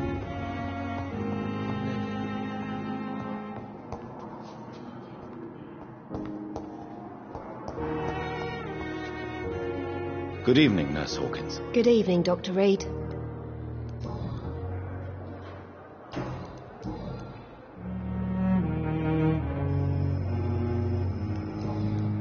Goodbye, Nurse Hawkins.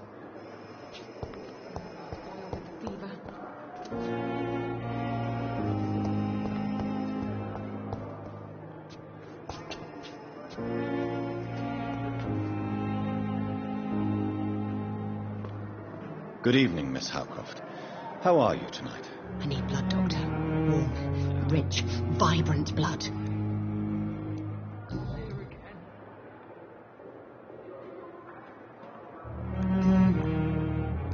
I'll leave you, Mistress of the Dark, to your nocturnal activities.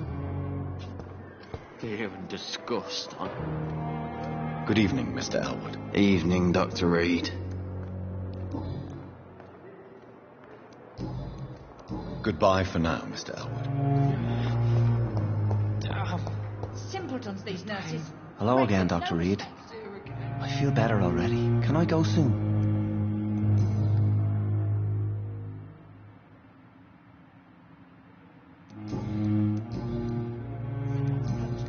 Goodbye, Mr. Hampton.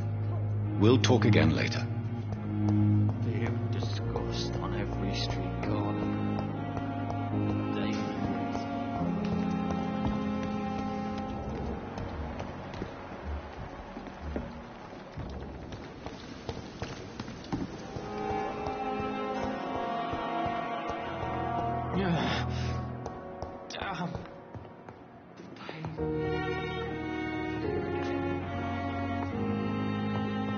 I'm in pain.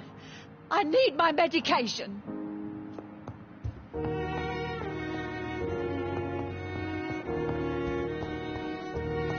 and disgust on every street corner. I wish I could be sick. Perhaps I should have considered the offer from that Cadigan. Good evening, Nurse Brannigan. Good evening, Doctor.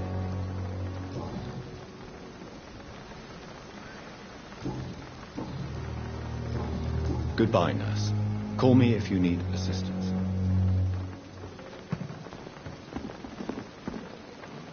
Good evening, Dr. Tippett. Dr. Reed, any good news to share? Goodbye, Dr. Tippett.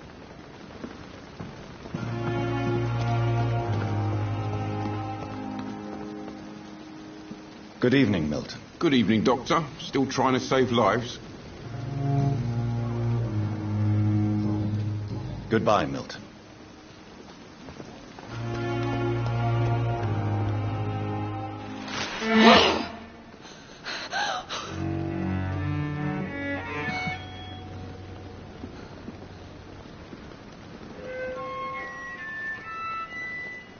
I would ask you to avert your eyes, sir. Or did you not know it was rude to stare? I knew it. Speak up, Dr. Reed. I like a man who speaks his mind.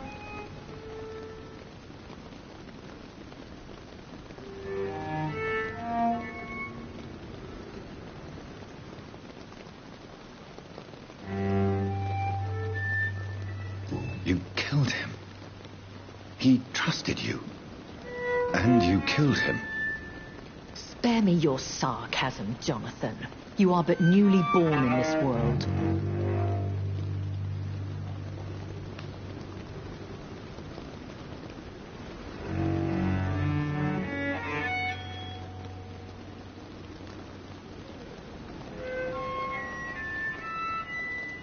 No need to apologize, my lady.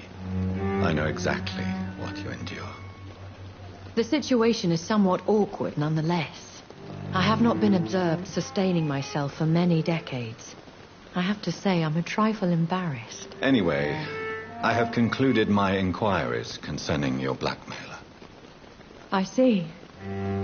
Please excuse my agitated state. Under normal circumstances, I wouldn't let anyone see me in this condition. The case is closed, your ladyship. The person who took advantage of you has, shall we say, seen the error of her ways. So who was it? My lady, the blackmailer was dealt with using the utmost discretion. The culprit's identity is of no relevance. Thank you, Jonathan. That is exactly what I needed from you. You have proven your loyalty, so, as a friend, please accept this small token of my appreciation. Thank you, my lady. If you have an inclination to learn more about vampires or your current situation, I will be glad to aid you in your quest for knowledge.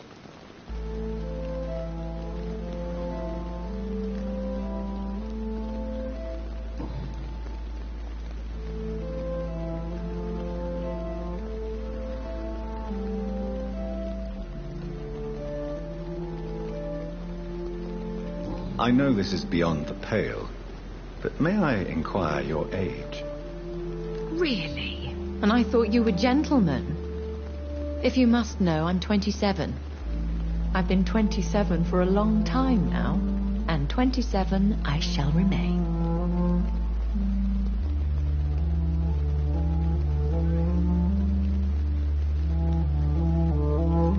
And who bestowed upon you this eternal youth?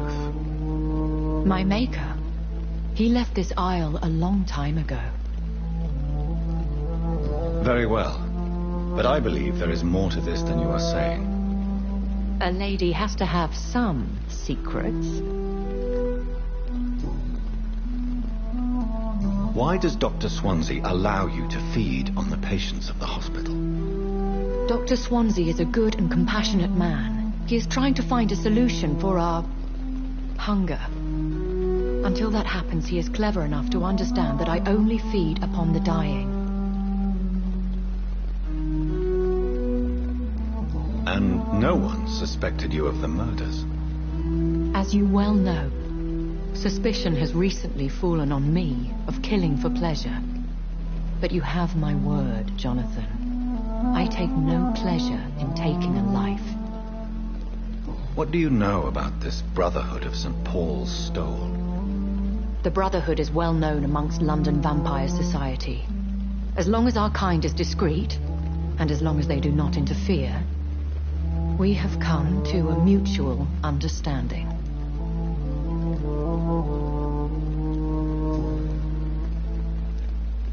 Why did you save me in the canning factory? I could hardly stand by and watch such a promising young blood as yourself be torn to shreds by some gutter scowl.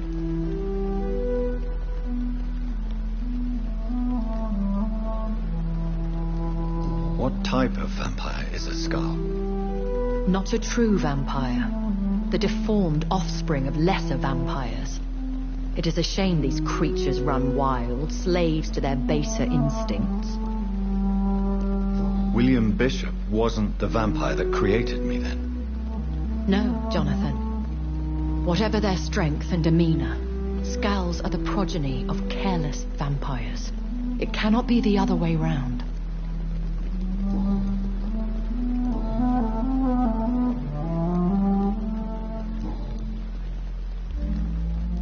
I've been hearing a voice talking in my head. Is this some kind of insanity? It feels like the voice of the vampire that created me. Hush. Tell no one this. It would be unwise to talk of such things amongst British immortals. Speak no more of your maker.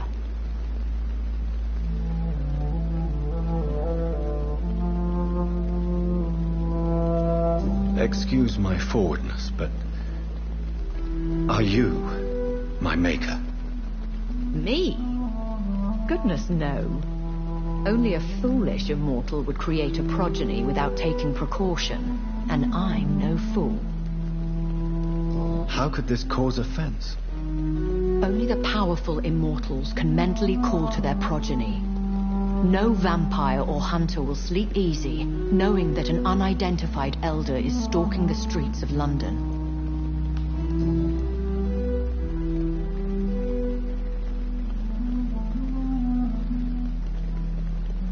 A vampire? Is that what I am? What we are? Such a crude word, defined by penny dreadfuls and drunken hacks. No. You are now an Ekon, and that you shall remain.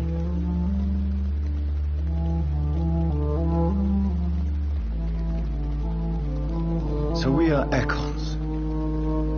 How can I identify us amongst other vampires? How to put it? All Ekon are vampires, but all vampires are not Ekon. We are but a branch of the immortal tree. Are you an Ekon too? Yes, I am. We are the closest thing to what man refers to as vampires. Forget what you think you know about us. I don't understand. Why was I created and then left for dead? That is a question only the one who made you can answer. It's not normal practice.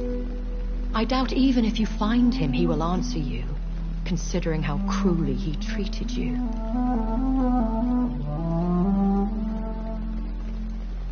I'd like to avoid creating another vampire by mistake anyway. Tell me, how is it done? The process is dangerous. It could even kill your potential progeny. If you did decide to sire an offspring, they must drink of your blood, Jonathan. So me being a vampire could have been a mistake? I very much doubt it, Jonathan. Contrary to the legends, it is not as simple to make another vampire by just biting someone.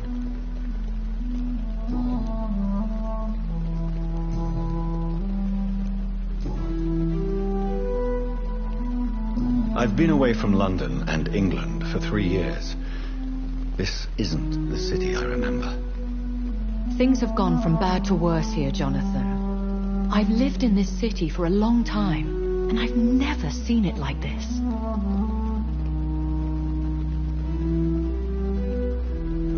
What is it you fear? Fear has long since flown this form. But there is something malevolent circling us. I feel fear is merely waiting in the wings. The Spanish flu has hit London that bad? Yes, but it's not just that. I've heard things. Things I've not heard for a very, very long time. There are whispers in the shadows. Something far worse than the Spanish flu is here in the city. When I awoke, changed, I was chased and attacked by vampire hunters. Prepared and well-trained. Though I can't be certain, more than likely it was the once glorious Guard of Priwen. You make them sound like some sort of cult. More a society, and like all the best ones, a secret society. I thought them almost gone, but it seemed they have been recruiting. Once glorious, but still dangerous. They have seen better days, but all fanatics are dangerous. You would be wise to stay clear. They are sworn to destroy our kind.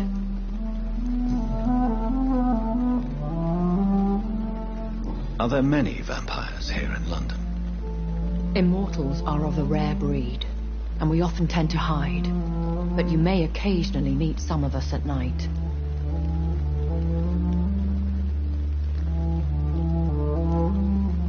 Do you know any of them?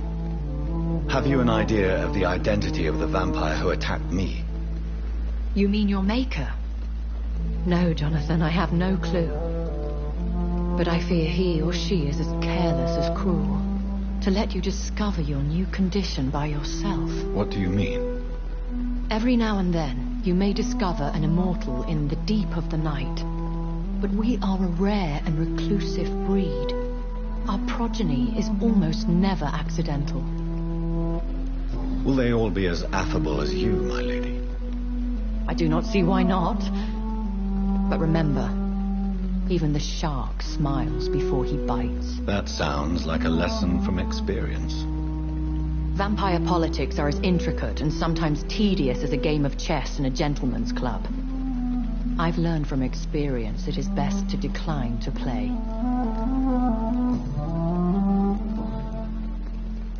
I bid you farewell. For now, my lady. I must quickly analyze the blood I took from Nurse Crane's patient. I thought last time was epidemic.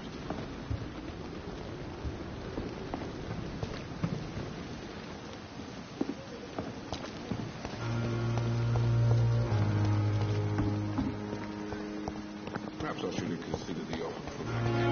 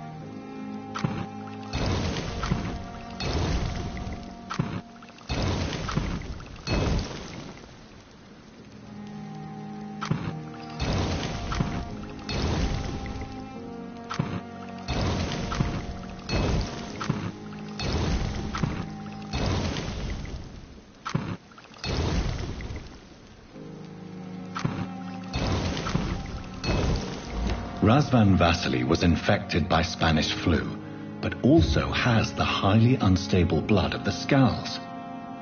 Is the London vampire epidemic transmitted through the flu? I should talk to Dr. Swansea about it.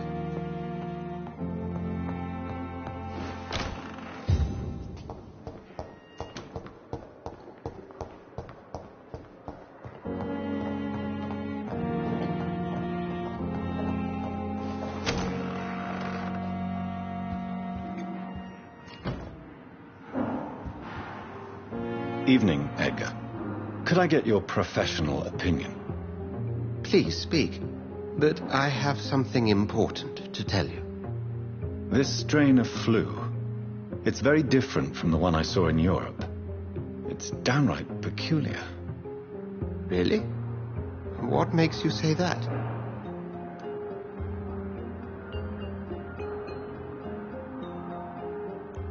I've just looked at the blood of one of our recently deceased.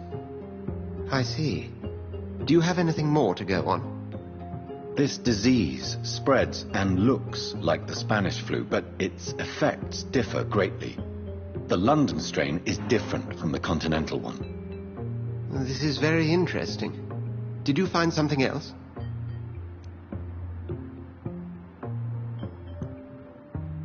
Yes. Unlike the flu, the infected begin to show an increase in outwardly aggressive behavior. More than simple agitation. Once docile people become violent. You mean like rabies? Is there a chance we could create a vaccine, Jonathan, like Pasteur? By the stove, that would be smashing. There's a lot we're not seeing here. But it is spreading, and quickly. If we don't act, the whole city could be lost. But Jonathan, we've a fantastic opportunity sitting right here in front of us. A weapon of choice. What on earth do you mean? Why, you, my dear boy. With your expertise and your blood, we could isolate the properties that course through your veins. Think about the possibilities.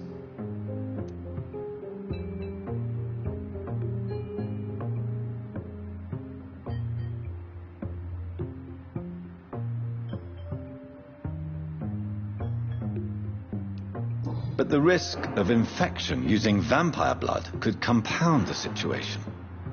I know, but your blood now carries remarkable regenerative properties. With our minds and your blood, there's nothing we couldn't cure. We'll discuss this more later. Thank you for your time. No, thank you, Jonathan. But as I said, I needed to talk to you. I have some rather bad news. Yes? I'm afraid it's your sister. My sister? She's to be buried this evening at Whitechapel Cemetery. Your mother published the obituary this morning. I see. I'm sorry, Jonathan. Please accept my condolences.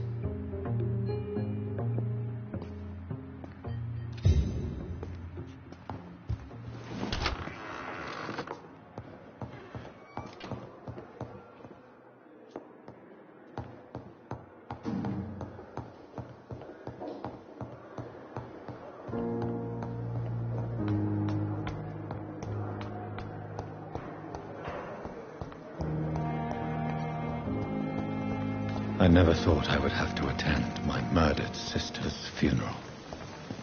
Mary, I can't forgive myself. I'll find the truth about what happened to us. I swear.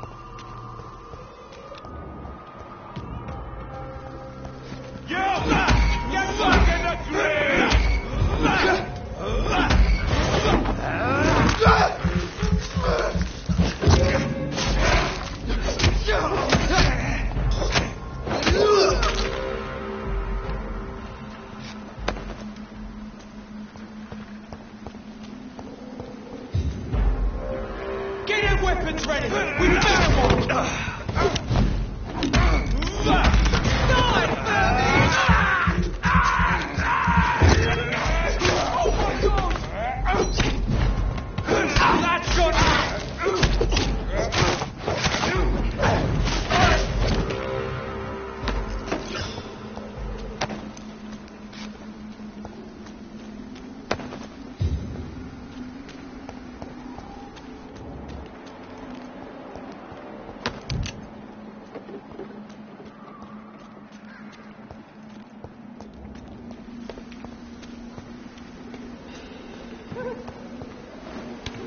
Dear sister, I don't know if I have the strength.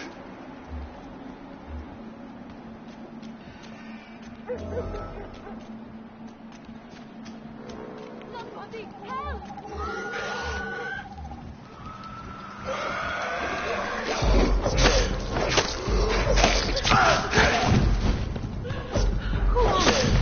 What do you want?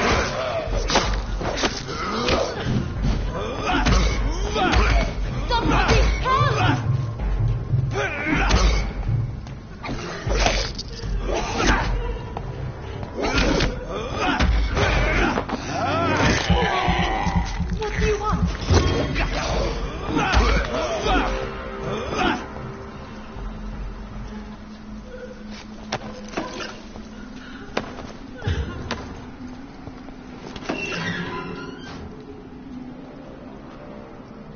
Are you all right, miss? I don't know. Who were those people? They wanted to kill me. Why? They've lost their minds in the epidemic. They won't come back for now. You seem to know a lot about them, sir. I'm Dr. Jonathan Reed. I'm investigating this disease. I am Shaoshun. Thank you so much for helping me, Mr. Reed. I must go to the cemetery now. Goodbye.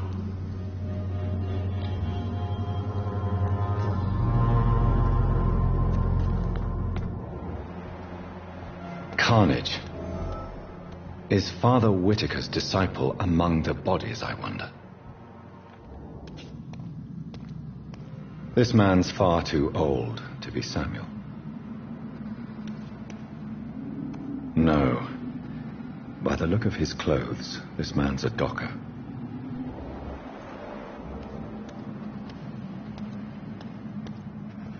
Samuel isn't here.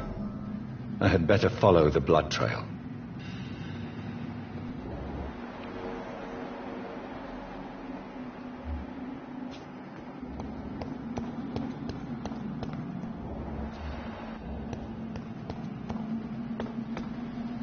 Shouldn't you go back home, where you'll be safe? Maybe later.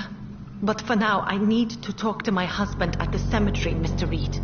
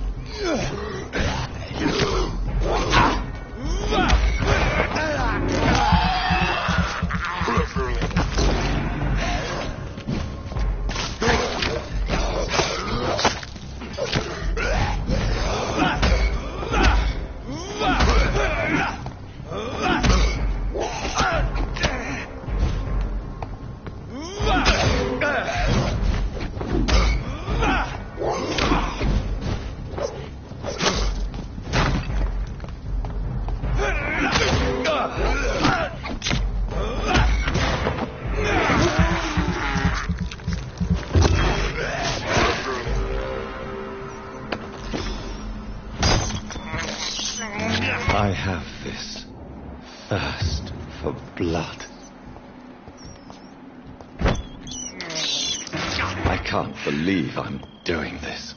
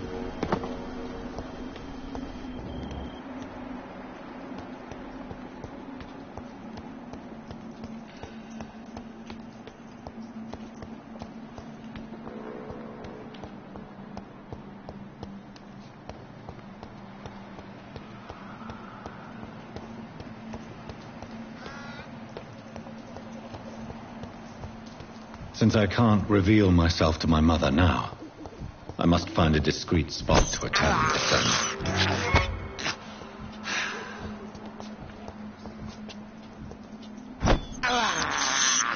This is despicable.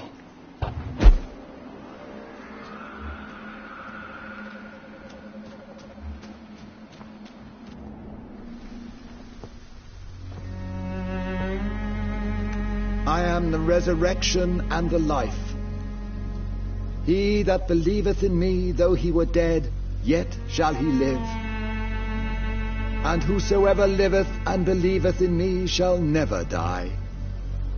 We commend unto thy hands of mercy, most merciful Father, the soul of our sister departed, and we commit her body to the ground. Earth to earth, ashes to ashes, dust to dust.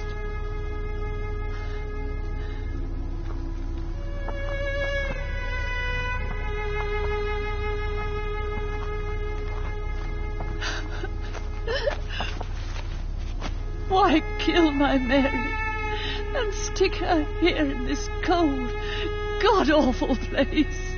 These are the legal requirements for the epidemic, madam. Oh, Avery, I feel so tired. Please take me home. Yes, madam.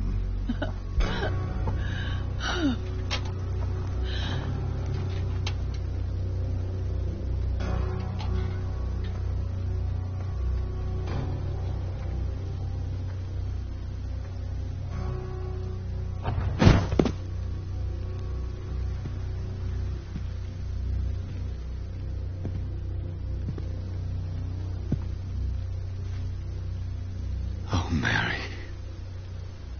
What have I done?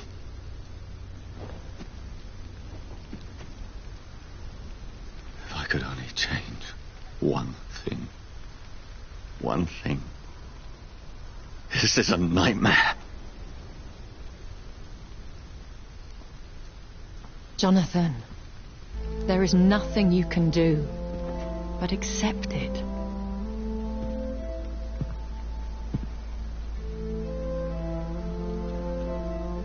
What brings you here? I thought you could use the company. I am so sorry for your loss, Jonathan.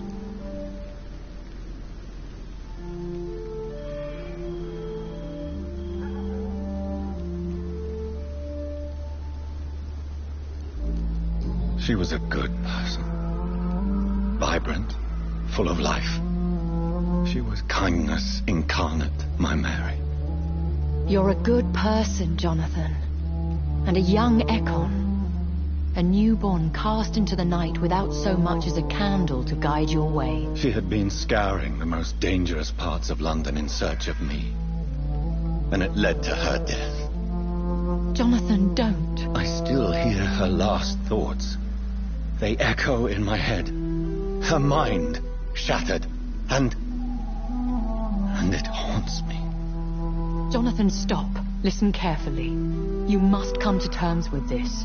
You must learn to live with what happened.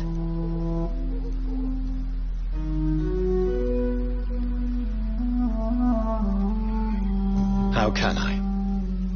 I've destroyed my family. My poor mother. I can't even console her. Don't you see? You're doing the work of our enemies, feeding your remorse. We are weakest when we grieve, and the guilt blurs our senses. And so this is why you're here. To warn me. You felt this pain yourself. You too have endured this. I don't want to lose you, Jonathan. I've lost so many friends. Loved ones I cherished. Pray for Mary's forgiveness, if you must.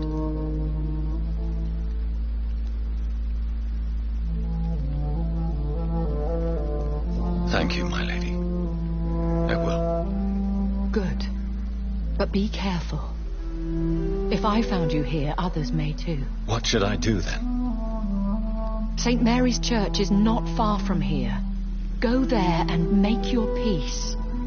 Find the solace you need. My lady wants me to confess. No, Jonathan. It's you who wants to confess, I think.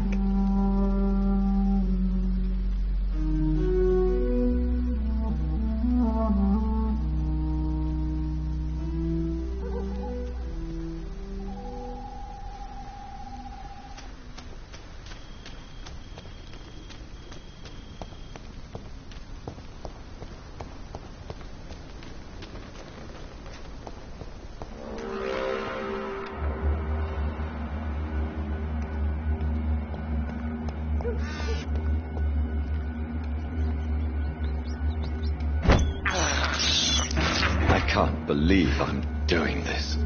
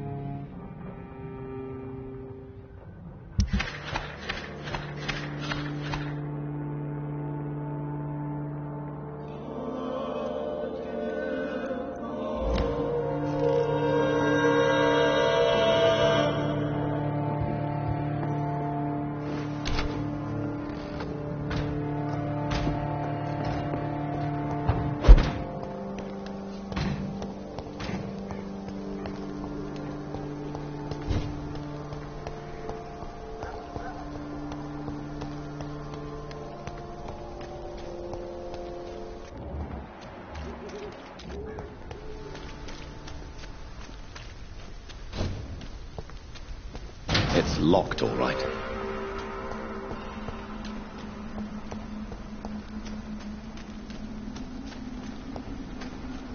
I cannot enter.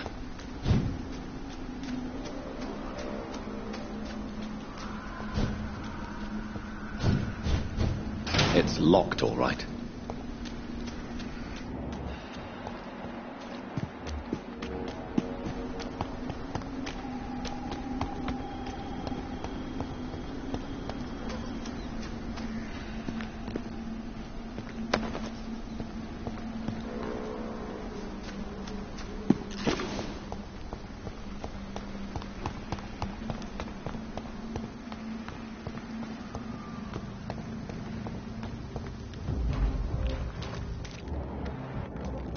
Safer places to be than it's mine.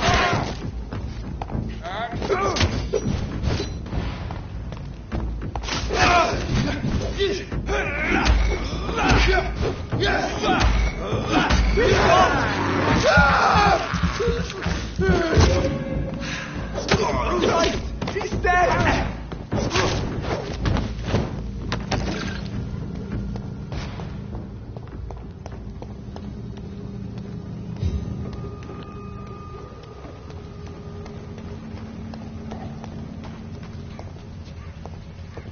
And off to church he goes, a newborn seeking divine consent to lick the blood from the soft and pointy crown. Who are you? Make yourself known. Newborn, you reek of guilt and pointless compassion. Shed your skin, forget your old weaker self. What do you want from me?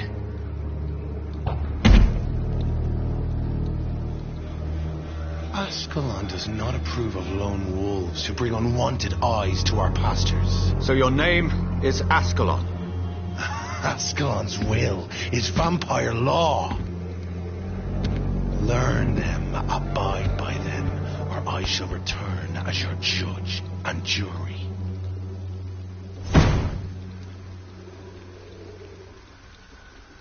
These immortals try my patience with their plans and unsolicited counsel.